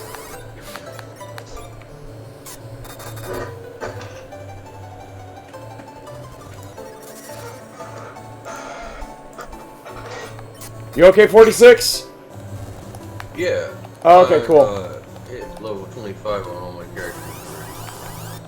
At 26 is when you'll get Virus. Now, the second phase here of Dr. Luwage is not a threat. Just use whatever magic you want on him, and he'll die. Just go ahead and burninate him. However, he still has a little bit of magic resistance, so don't be surprised if you deal 1. Yeah.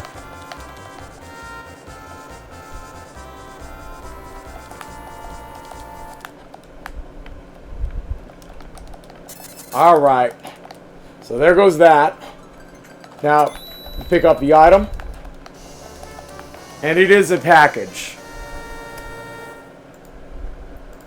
Okay. So, now what we want to do is just go ahead and exit. Since we have a special item that I have called the exit in my inventory, teleports the party out of the current area. It does not work everywhere. Just go ahead and use that. It's an easy way to get out. If you don't have exits, you can always use the warp spell, and the warp spell will take you one floor down.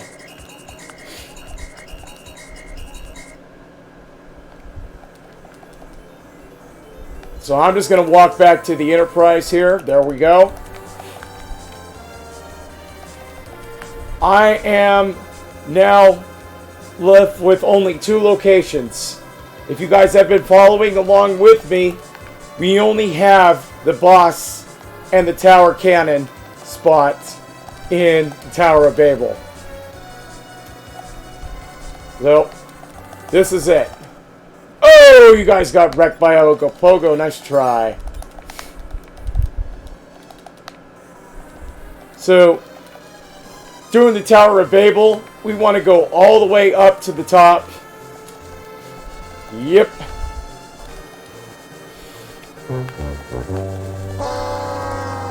Yeah, definitely.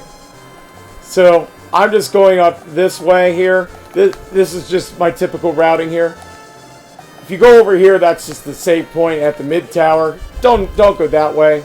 Those 2 doors just lead to dead ends and treasure chests. Do not get any of the treasure chests here. In these seeds, it's not typically worth it, because they could be trapped. So we're going to go to the very top of the tower. That is where one of our key item locations are. That is the boss location. And never neglect the safety save. Here on the 7th floor is where your save is.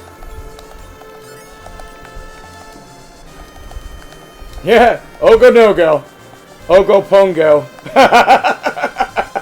That's a good one, man. So here we are at the top of the 8th floor here. Now, here's an interesting thing right here.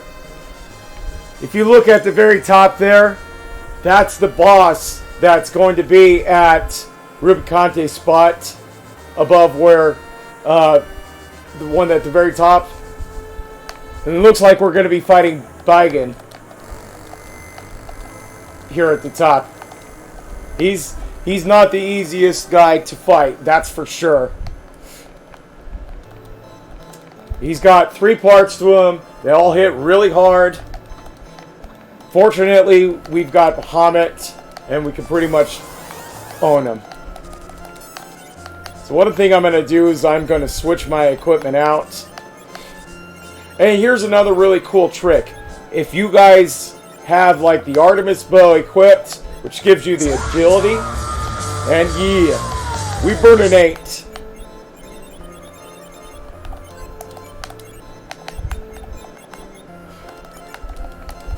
Absolutely, we burn and ate him. And don't get me wrong, he can be a little tough. Oh, my cat wants out. 1 second, guys. Go.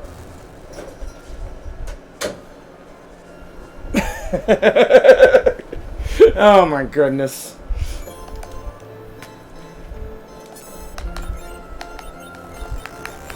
Oh, another thing is, if you summon after his arms are gone, it'll only damage the center, so that's what happens.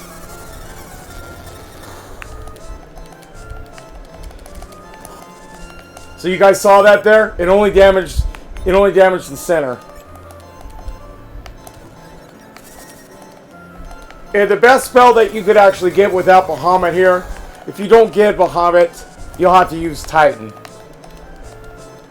Titan's a bit longer casting, it does less damage, but it does an earthquake. So that is Rydia's best summon if you do not find Bahamut. And we found the rat tail. Now, what the rat tail does is if you have the hook, you can turn it in for a key item. So we're going to walk down the tower, like so. And on the way down, we are going to go to where the tower cannon room is because we have the tower key.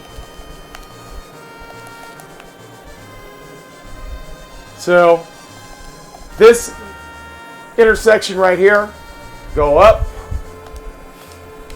There you go. Find the tower key in your inventory. Use it on the door. And here's the super cannon room. Super cannon boss is very weak. One virus pretty much will take care of him.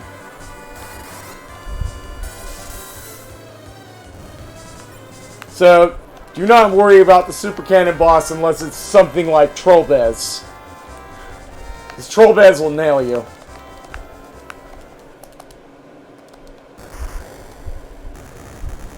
Now, we're still pretty far away from level 50. Yeah, that's the 5 Trollbez. Yep. Make sure you have plenty of star veils if you fight Trollbez, because then he won't be able to cast any magic on you. It'll just bounce right back in his face. And if you have ribbons, use them. They will prevent you from dying. So we're just heading down the tower like so.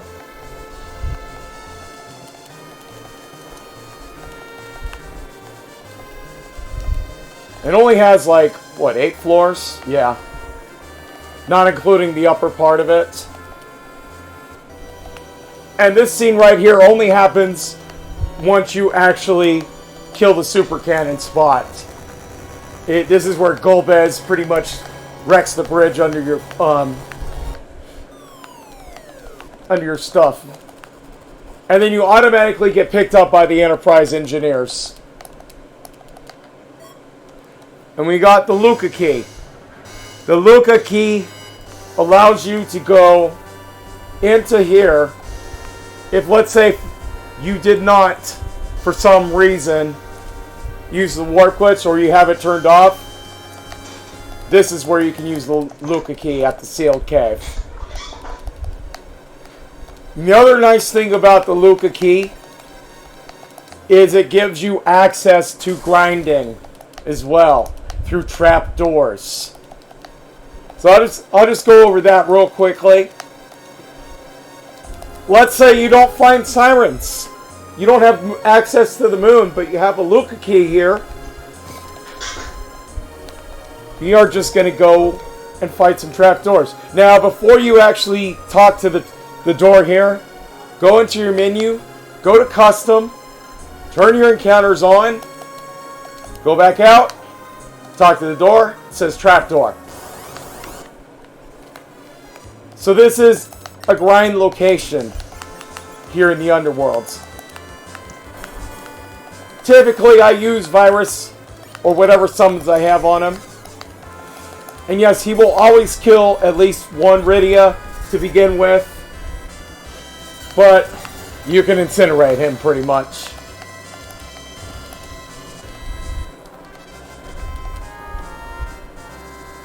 Unless that Rydia's wearing a ribbon or adamant armor. Absolutely.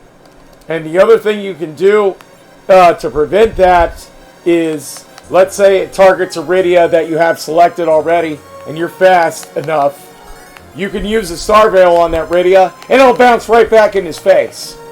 It's pretty funny, but it's kind of hard to pull off sometimes. So there's that. So, make sure you turn encounters back off. Important. Because here's what happens if you have encounters off and you talk to the trapdoor.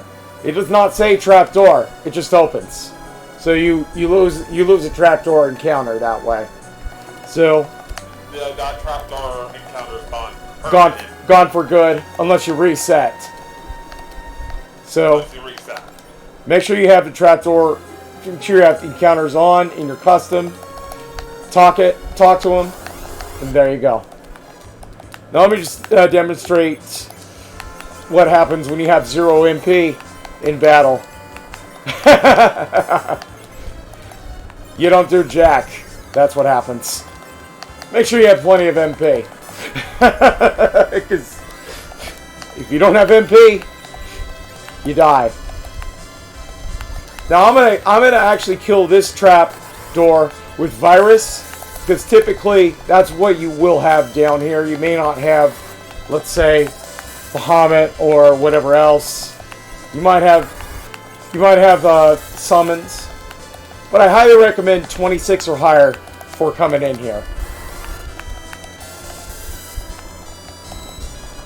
Now sometimes he'll just die like that. Sometimes he will summon a monster. But if he summons a monster, you'll have to kill that monster, and it could be very dangerous if you do not heal before each fight. So That monster, though, is actually worth more XP than the trapdoor. Alright, so I'm pretty much done here inside Sealed Cave. The only way to get out of Sealed Cave is to cast Warp or to walk.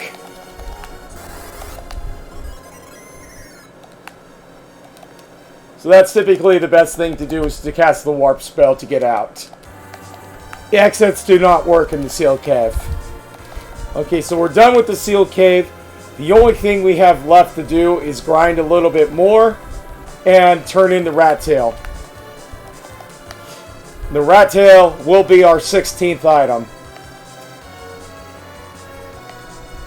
This is a Forge the Crystal Seed. So now I'm a little lost because I forgot where I had put the hovercraft. If you forget where it is, just wander around, you'll find it. Sometimes you might just find it back here. This is what the hook does. It picks up the hovercraft. So if you guys are wondering what the hook does, it's not something that's in your inventory. It's equipped on the yellow airship. So you're going to take this over here, like so. Drop it over here by where Silvera is. Get off the airship. Go into the hovercraft. Go into the Adamant Cave. Talk to these guys. And I also have the pink tail. Here's what you get with the pink tail. If you guys ever farmed in vanilla off of those pink pups who are insane enough to do that, you get a vanilla adamant armor. Very awesome armor to get. So let's give him the rat tail. And that is go mode, people. That is the adamant. And if you check that off... What was that? Is this even randomized? Is it even randomized? It is absolutely vanilla. That's what's pretty funny about that. So, notice I have all the items that I can get. I've done all the checks that I can do. This is what's called a 17 out of 17 seed. 100% seed. You will have these a lot when you're first starting out. Do not let that discourage you. So what we have to do is we have to go back to the underworld. Go down this way.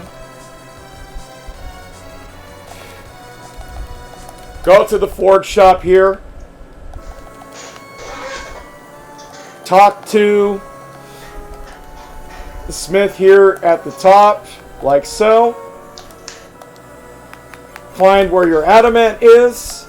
Select it.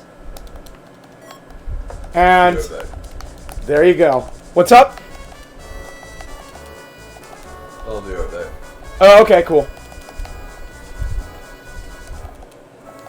So, now that that is done, you can talk to this dwarf over here, and he will offer some really, really awesome items.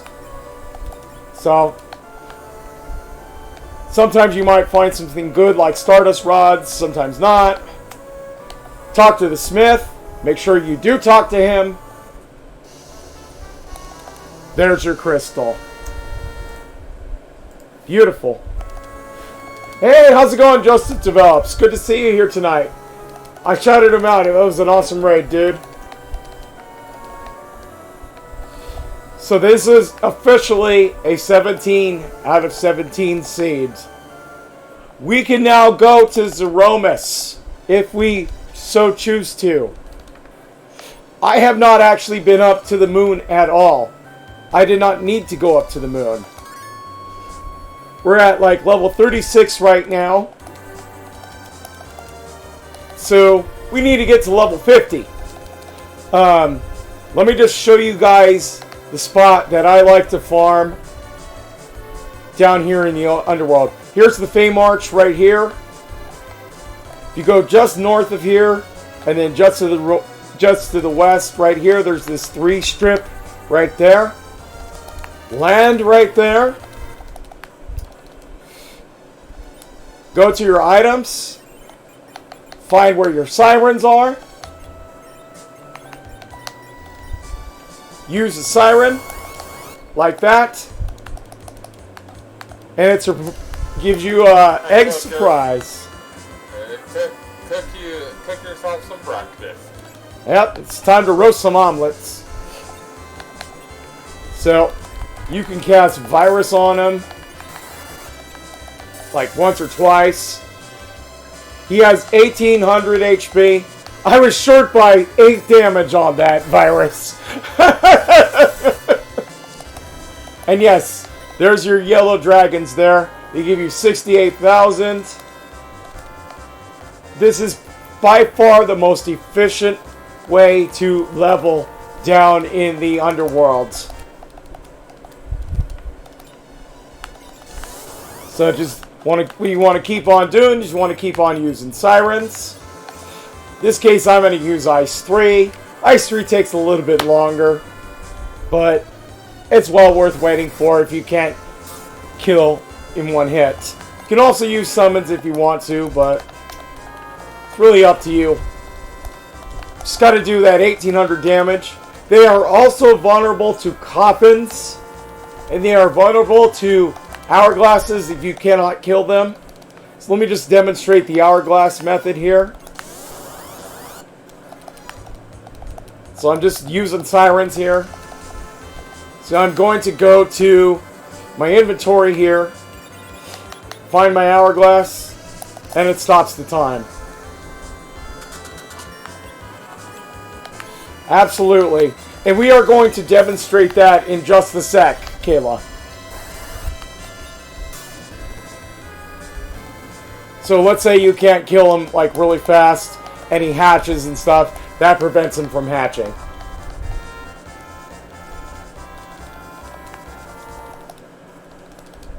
Okay. So now we're level 40-ish. We're pretty much average level for about the moon. Usually grinding up here to like 38 early on. I highly recommend that for new players. Because you could just pretty much go through seeds and just stomp everything with Ice 3. Except anything that's immune to ice, but we're not talking about that. Okay, so now what we're going to do is we are going to go to Mysidia. And this is something you guys will need to know how to get up to the moon. As you guys well know, if you get the big whale, they actually have to wish for it. What triggers it in the randomizer was what we got from Edward. The Darkness Crystal. That scene will not trigger unless you have the Darkness Crystal. So, there you go. This pretty much summons the big whale. What's up?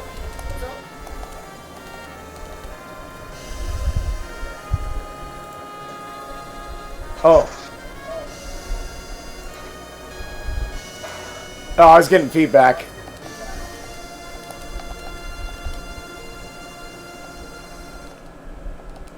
So there you go. There's our big whale. Heck yeah. So, in case you do not have the pass, let's say I don't have a pass. The Darkness Crystal is the only alternate way to get to Zeromus. So, what you want to do, enter the big whale, touch the crystal like that, takes you up to the moon.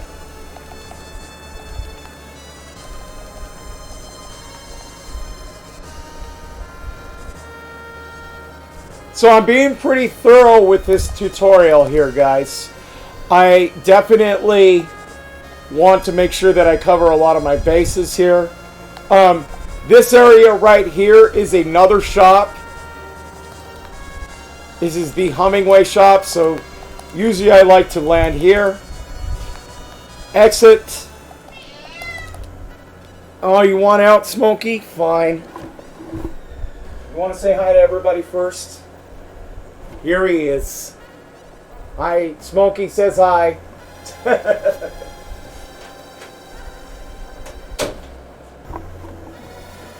He doesn't like it when there's like water and stuff going on, so. Alright, so here is the shop on the moon. This naming way right here is the one who sells stuff. You want to see that again? Do that a few more times. It's always going to be this guy right here. Again. This guy. So he's always right there. You'll get used to finding him once you've done a few seeds, but don't be surprised if you don't get it right away. So I'm going to sell a bunch of crap that I don't need, but there you go. I'm going to go ahead and sell that. Don't need that. Do not sell the adamant armor. I'm going to give you the adamant armor, my dear. Instead of the power shirt, you get the wizard shirt. Yeah, sure. So I'm just shuffling my inventory around. Silk webs, absolutely buy those. Those are highly valuable. They will help you with Zeromus. If you find moon veils in a shop, buy them. They are very useful, and you can evade physical attacks quite well. And there's the Sylphanodon summons there. We already have those, so. Boss time! Alright, so we're going to go get back into the whale here. Do not use the crystal unless you want to go back down to Earth. We're going to drive. And we're going to go over here. And now another thing to note is you can land here in the randomizer, but you could not land here in vanilla. That is because the terrain has been marked as such. In vanilla, you would have to walk around a long way. Oh, another thing is also look at my health and my MP there. There is a free chocobo and an inn just to the bottom here. Go to like one of these and you get a free heal.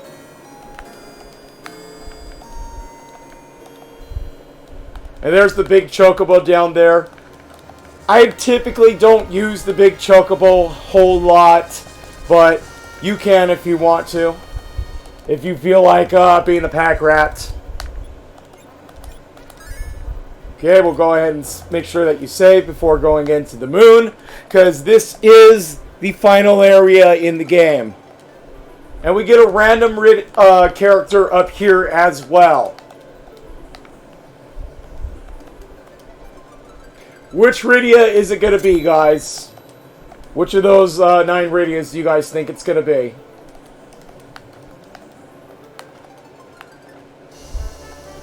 About to find out. It's the Terra Rydia. Awesome. It's one of your guys' best favorites, huh? I know it's Bubba's his waifu, so. So what we're going to do is we're going to go down, and I'm going to show you guys all 3 grinding spots here on the moon where the sirens are. And I will also show you the vanilla grinding spot as well, too. So this is the first basement of the moon. We're not going to get into like the moon bosses or anything like that. If you feel like you can challenge them, go straight ahead and do it, but I do not recommend it. Do not open the chest, you will die. I have done that. So here's the secret passage in the second basement. You go this way. And here's this. Here's basement 3. This is the first area where you can use sirens to summon 2 King Ryus. So first thing you want to do, go straight to your items. So if you guys are ever unsure about what to do at the very beginning, go straight to your items because it pauses the game's battle. So don't just sit here like this and let things go. You will die that way. Go straight to your items and then start thinking about what you want to do. So that's just a general tip. So these 2 are vulnerable to hourglasses. Just go ahead and use them like that. That stops them. And yes, they'll get an attack off like that, but now they won't. Now, what you want to do is you want to kill one of them, and then we're going to exploit the life glitch. We're going to use like 3 ice 3s here.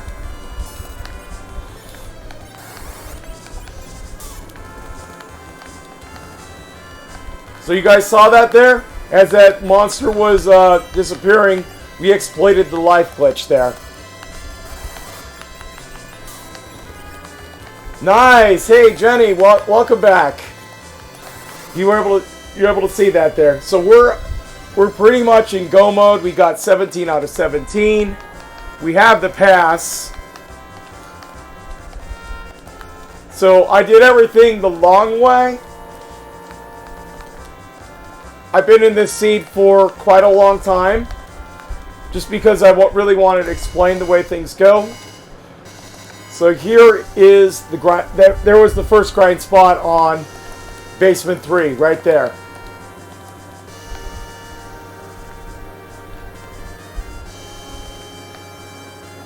So the second grind spot on the moon is down on basement 6.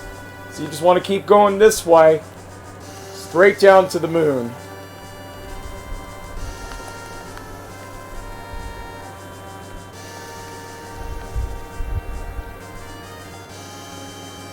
And just keep going.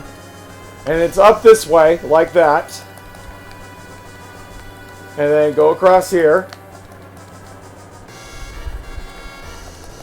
And for shits and giggles, this is the Pink Puff room. If you use a siren in here, you'll summon Pink Puffs. Don't do that. Unless you want to get killed.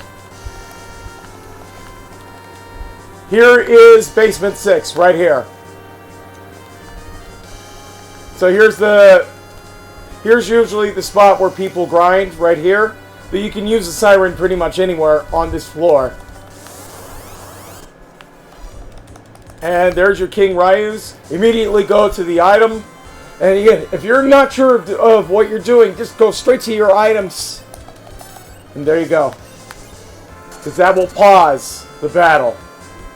They'll still get 2 hits off. Now, I'm just going to show you guys what happens without the life glitch. We got 180,000 the last time. We're just going to use Trogdor and kill both of them. Okay, Trogdor didn't kill that one, so... So, if you don't have life glitch, or if you don't know how to use it, you only get 120.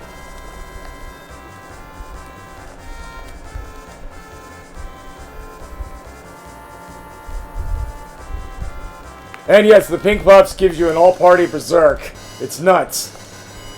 So what we're going to do is we are going to exit out of here. So that is where the second grind spot is. A lot of people like this spot because it's really close to the final save point. So let me just show you where the final save point is relative to this spot. Right here. There's the final save point right there. So what we're going to do is we're going to exit out of the moon.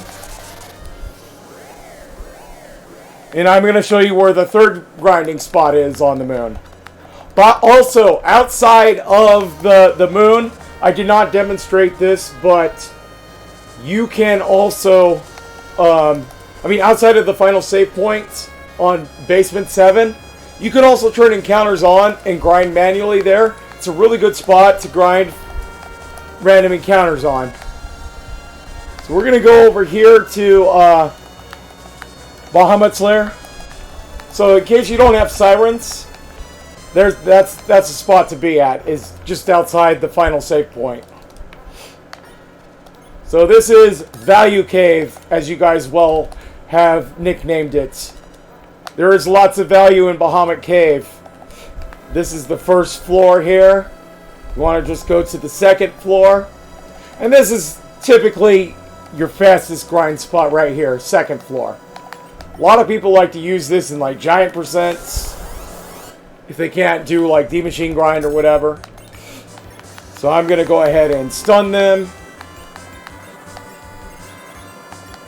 with the hourglass, and there you go. Yeah, if you do not have light and resistance, they will do a hell of a lot more damage. That's another thing to note. Absolutely. So I'm going to go ahead and use Lit 3. The reason why I'm using Lit 3 this time instead of Ice 3 is because it's a bit faster animation. Now sometimes I can pull off what's called a double life glitch here.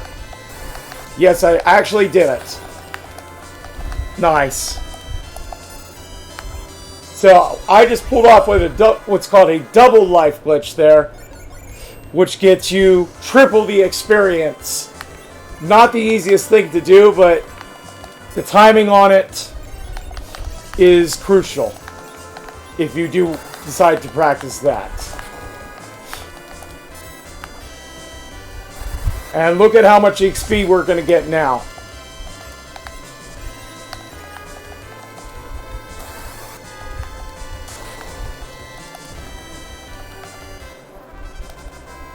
$240,000. Look at how awesome that is.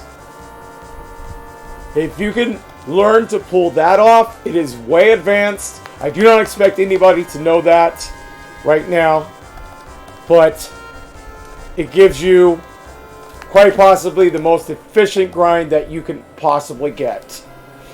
We have one Rydia at 49. Okay, we need one more siren here. That's what's kind of funny. I have all of them except one Rydia. So I'm going to go ahead and use Bahamut. Because really, I don't need to do life glitch anymore. And yeah, that one Rydia died. Not the one I really care about.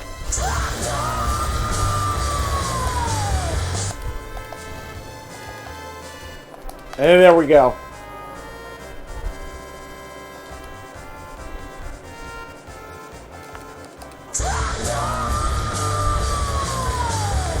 Heck yeah. Okay, so if you don't have exits here, just go up one floor like that. Burnination time. And then just cast warp, and there you go, you're out.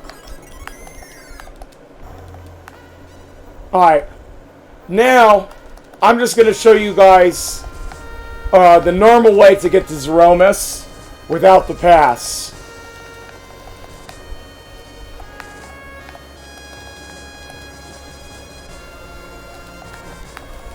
And this is the way you get to Zeromus in the vanilla game. Now, first thing is first. Well, actually, I'll explain it on the way. Zeromus's battle speed and relative agility depends on what the center Rydia is wearing. So if the center Rydia has a lot of agility, Zeromus will actually go pretty fast. If the center Rydia does not have a whole lot, she won't have a whole lot. But there's a huge catch to that. Nice job, guys. There goes the Dark Elf.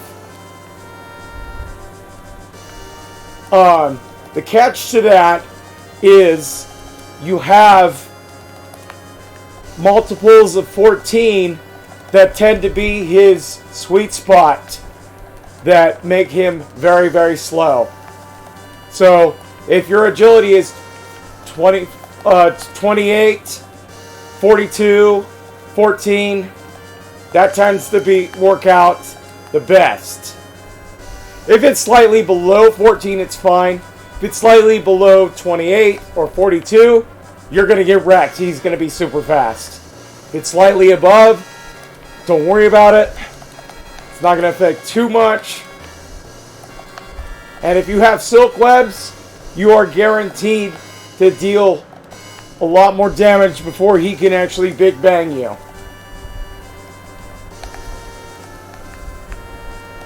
Alright, so we are heading down to the final save point.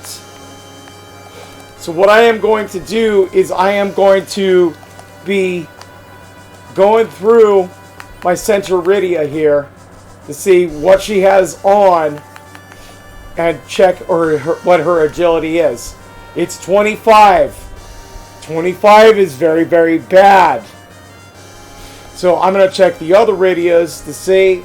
Looks like that Rydia has 30, 40, 25, and 45. So the best Rydia in this case would be the one that's closest to 28 without going under. That's our Rydia. That's going to be in the middle. She's got 30 agility right there. So that is what's meant by agility anchoring or Zeromus preparation. A lot of people don't really explain that too well. I hope I did. But yeah, the center pretty much is what determines the battle speed. And we are going to go down the long way.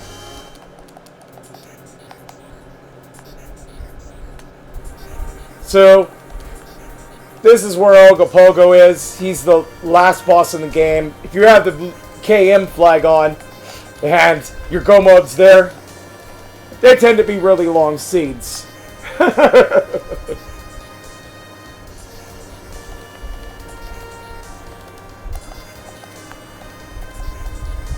So we're going down all the way.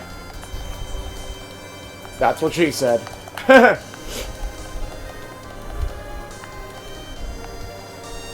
So what else do we got to deal with over here?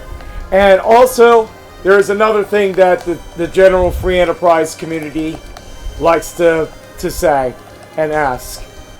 Whose butt are we going to kick tonight, folks? The other thing is also, before you get to that square above, turn your battle speed down to 3. If you do not turn your battle speed down to 3, you have to do what's called run buffering, and that's a little bit advanced for Zeromus. You could get wrecked quite quickly. 3 or 4 tends to be the best. So don't even worry about healing. You get automatically healed here. So at the final save point, don't even worry about cabining.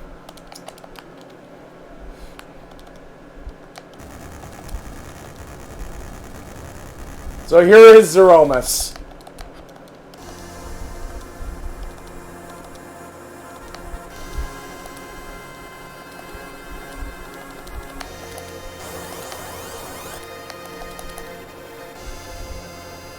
So let me just show you guys how to do what's called reflex strats on Zeromus here. Now, there are 2 ways to kill Zeromus.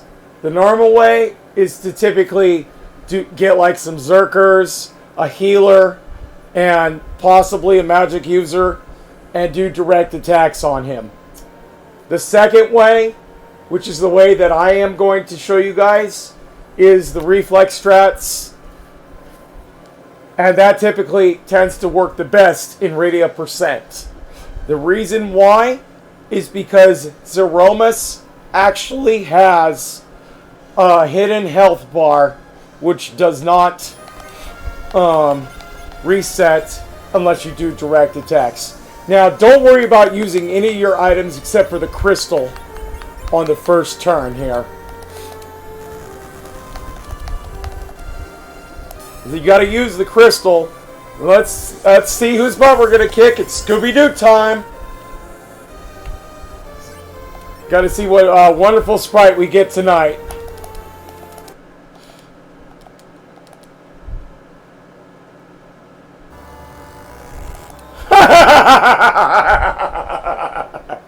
Somebody get the zapper. Hey, What? sorry about that. Hey, how's it going, 46? We're at Z now. So first thing you want to do is you want to use Star Veils. Use like 2 or 3 of them.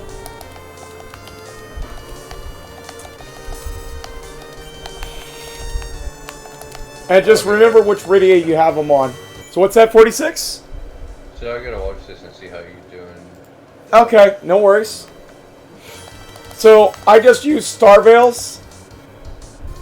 Next thing you want to do, find your silk webs. Use it on them. Next thing you want to do, he's going to counter with the nuke. Hopefully it bounces. Good thing it did. Nice. Got here right at the end, Phoenix? Oh, I'm sorry.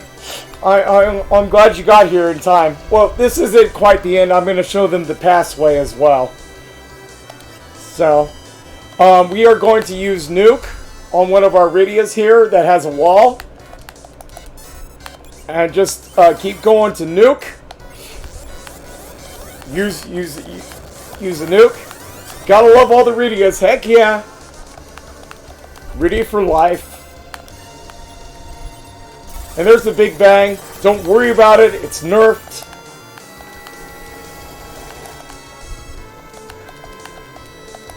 So there you go. And just keep using nukes on your Reflect Rydia there. As fast as you can.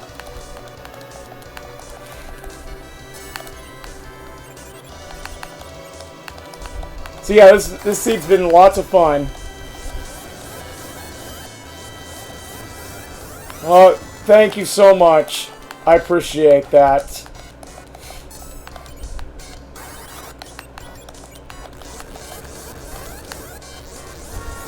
And what's really nice about nuke is it casts instantaneously.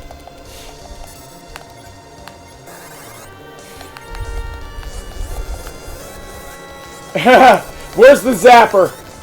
Somebody get the zapper.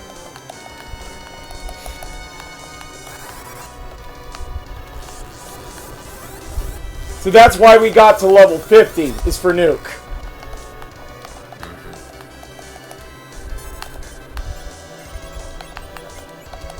And this is our reflex strat.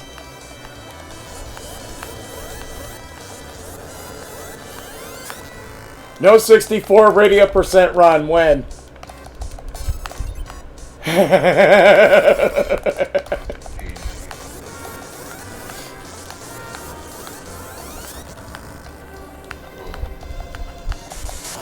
And there it is.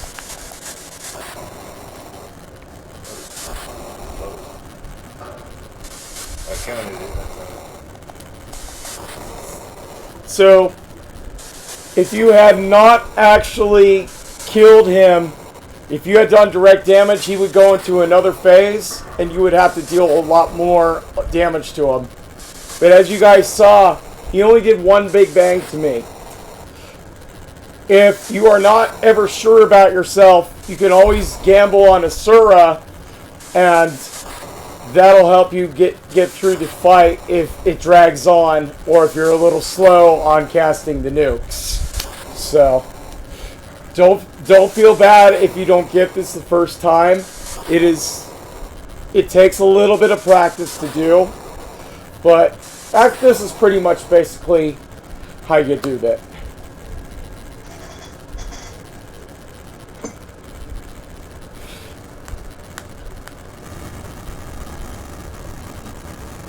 And at the very end, you get the spoiler log.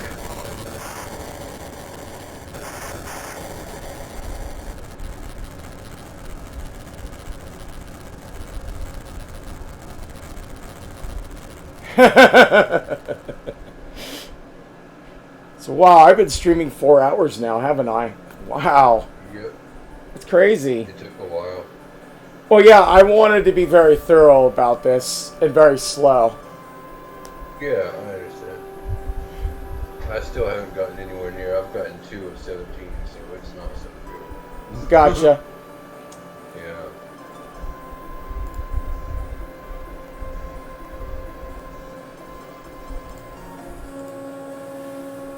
So there it is. I just wiped out my on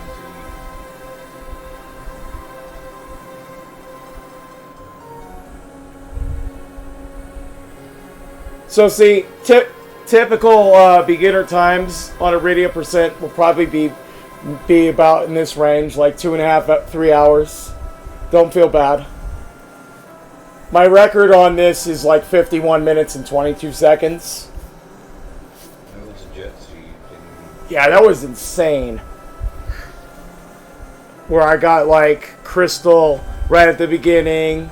I had like Adamant Armor and Bahamut like right at the beginning. It was nuts. I got 2 keys. That's all I've got. The tower key and the liquid. There you go. Oh, and I also never went 3 of 17. I got the magnet key as well.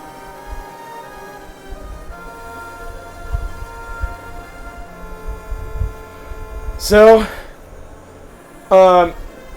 after this sequence ends, I always like to do what's called the fireworks, and I'll show you guys the pass as well. Oh, dang, the murder dolls murdered you guys.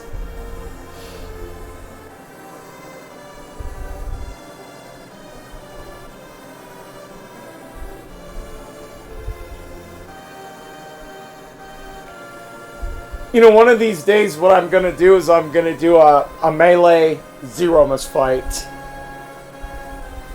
I do it without nukes. It's not going to be too difficult, it just means I'd have to grind a little bit.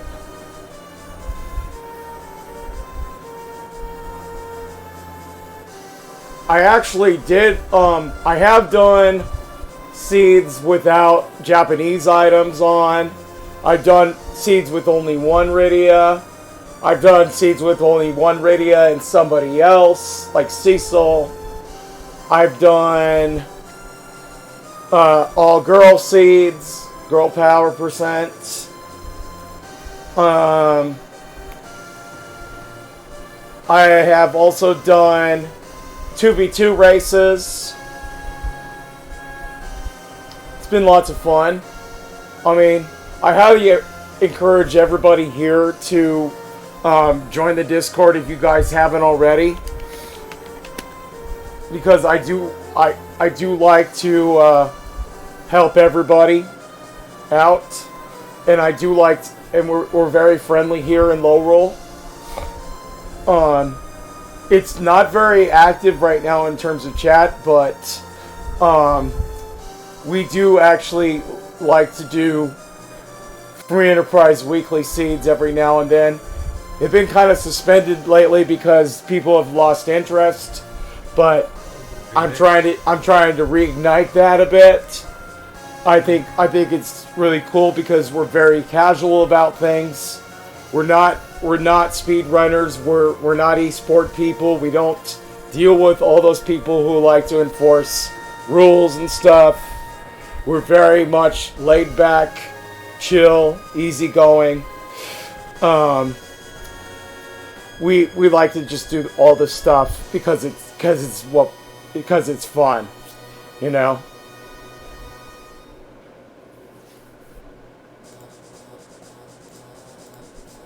Alright, so I am just going to go reset here at the credits.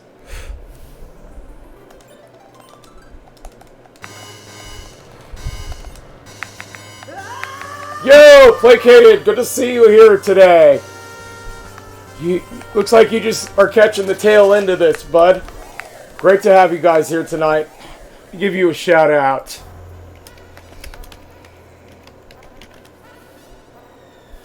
Nice. Scorched Earth, the mother of all games. Yes. Blow everything up to smithereens with tanks. Love that game. Classic DOS game. Oh my god. Alright, so we're going to go back to Earth here. I'm just going to speed it up because I can.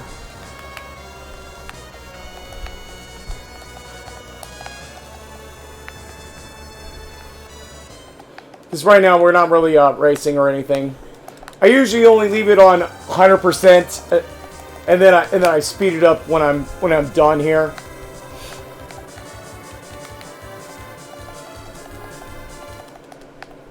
And here is the Village of Mist. We have the package.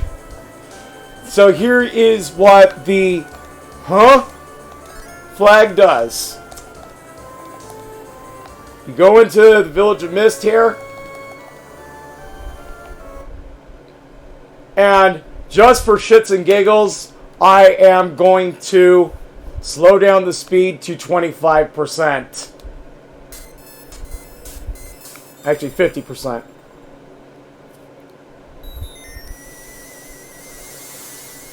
And look at that beautiful CPU. Great balls of fire, guys. Goodness gracious. Great balls of fire.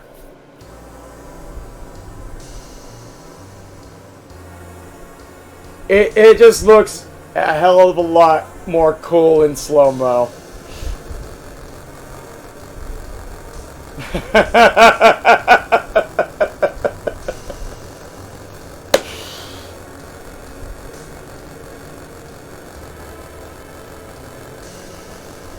Great balls of fire. What's in the box? Oh. Kayla.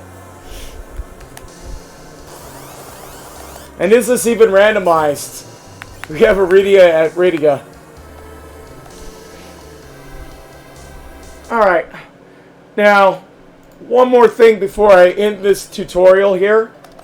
I'm going to reload my game, just reset. I'm going to go back into the airship here. I showed you guys the normal way of getting to Zeromus. Here is the alternate way of getting to Zeromus. Since we have the pass, I'm going to go ahead and save here. This is typically where you save.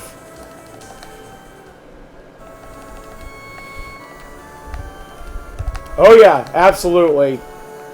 Absolutely, Kayla. If you have, let's say, a box, then you have a mist dragon behind that box, it could totally mess you over. So you talk to this guy, you give him the pass. I think we already gave him the pass earlier, so you just like have a good time. Now, as soon as you enter this, that's a one-way ticket straight to Z. You can still keep going out back in case you don't want to fight Z.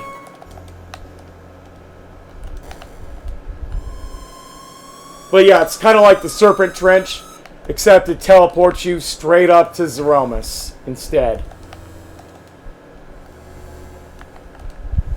Now I'm going to demonstrate what you do not want to do in a Rydia percent. How you do not fight Zeromus.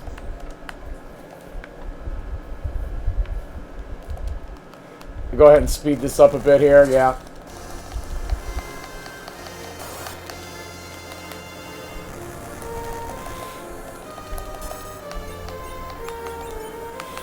If you try and use a Star Veil.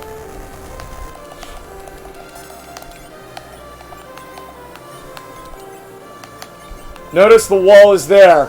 right now, right? See?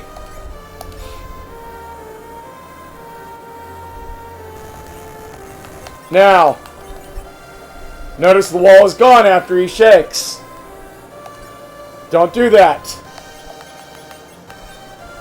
Where's my crystal? I don't have it here in my inventory. Remember to have your crystal before you fight him.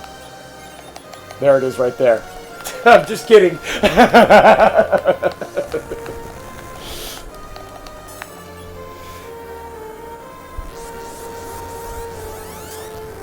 Now here's what you don't do with Z. Another thing.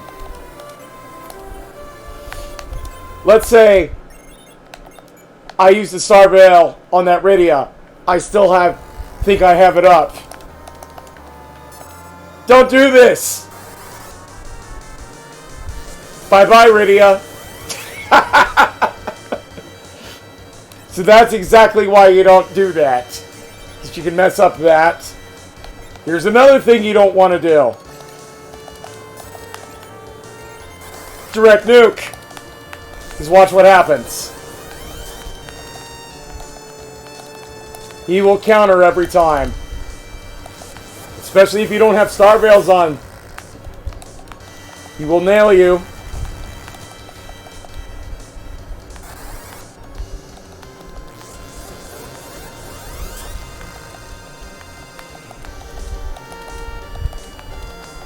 Counters every time you use nuke. Don't do that. See? I've already got 2 of my Rydias down right there.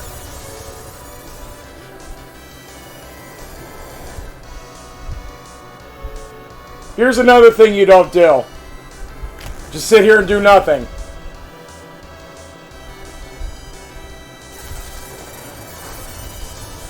If you do not nerf him,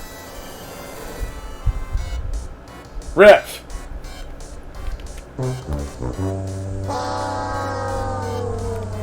That's what happens if you do not nerf him.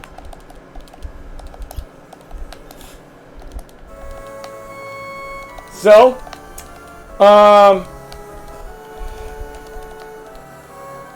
there are different ways you can fight him.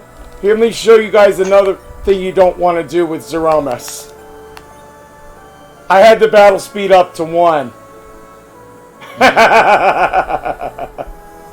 Oh, Pale Dim got you guys. Nice try. Don't do that.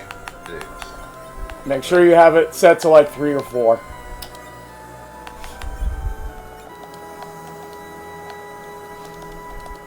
See, so I can if, never fight Paladin. yeah, Pale Dim's pretty gnarly.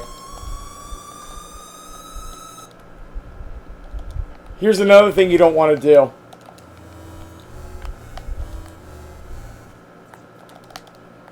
Physically attack Z.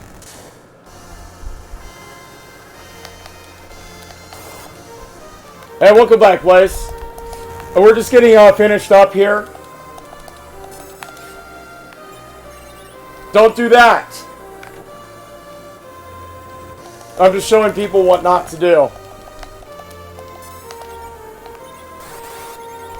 Does nothing. If you nuke beforehand, it'll just nerf. It'll just not go. The Garthok will get narfled. So here's another thing you don't want to do: just nuke like right after the crystal like this. It will not go through. So hopefully, showing you guys some bad examples will help you make you guys a little bit more aware of the pitfalls and traps. See? The nuke didn't work. Here's a Star Veil. Let's say I only use one Star Veil. It's still doable. But let's say I just directly nuke him all the time.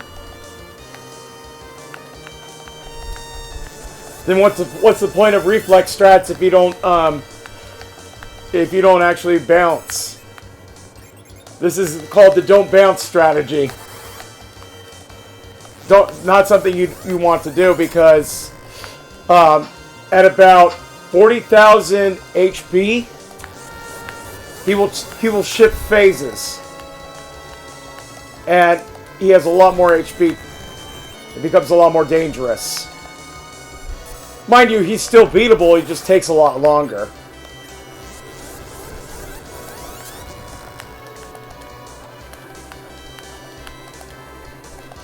So I'm actually going to demonstrate the black hole principle here as well too. In order to do that, I actually have to get him down to a certain amount of HP.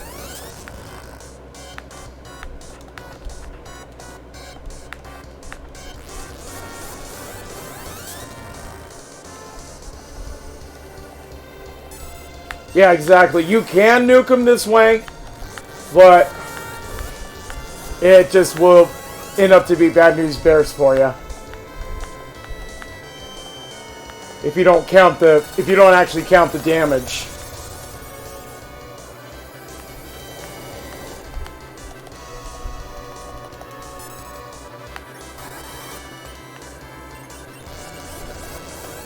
So let's say I'm running a seed without star veils. What I would really have to do is I'd have to do stuff like this, and then I'd have to heal, and then do a bunch of like revive and stuff.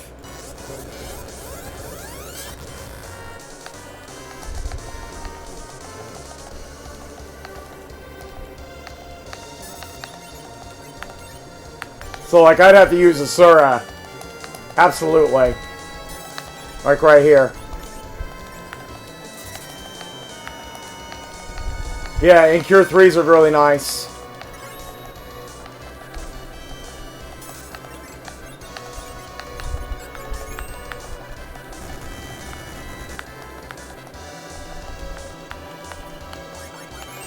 Also, you can always mistime the nerf here.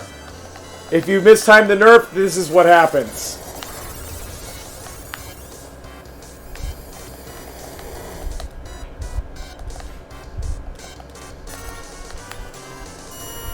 And there goes your there goes the black hole. Notice now I no longer have reflect on that Rydia, and all my other Rydias are dead because I mistimed the nerf. Also, I believe he has done a phase change, so he is now going to direct nuke you. If he ever direct nukes you, that means you have done too much damage to him, and your reflex strats are pretty much kaput. And yes, you can actually beat Zeromus solo, but it's a lot harder. Exactly. Exactly, Kayla. Alright, folks, this is going to pretty much wrap up and conclude this tutorial for tonight. It's about 5:30. I'm going to go meet with one of my friends right now. Probably be over there maybe about 6:30 or so. I'll be back here later. We'll still have like some stuff going on. I've been doing some Beyond Chaos. Really fun stuff going on. And if you guys ever have like any questions about how to do Rydia %, Free Enterprise in general, please let any of us know. You can always join our Discord. And we're very friendly. We do like to help people. It's been kind of you know, a bit cricket. There's been quite a few crickets and tumbleweeds, but you know, I think we're definitely growing. Things are starting to get very interesting lately. So I am going to call this a stream for now and find someone to raid for you guys tonight. Let's see who's on.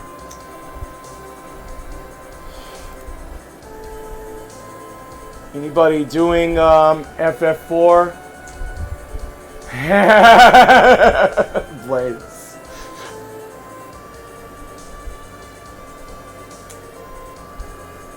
I think I know who I'm going to raid. Hey, how's it going, Eric? I'm okay. I'm just finishing up here. Okay, well, as you can see, I've had my shower, I'm cleaned up, I have fresh clothes on. Very awesome. Um, I'm going to raid the Axeman 301. He's really cool. I met him at RPG Limit Break. Loves to do Crystallis. What's up? did I meet him? I'm not sure if you did. He did like the, what you call it, the FF1 TaskBot run. Did he come with us to the Mexican restaurant? No, I don't believe so. Alright, guys. I will see you all later tonight, about 10 o'clock. Maybe we'll get some races going on a bit later when I get back. So, live long and prosper. May the Lord World Triforce be with you always.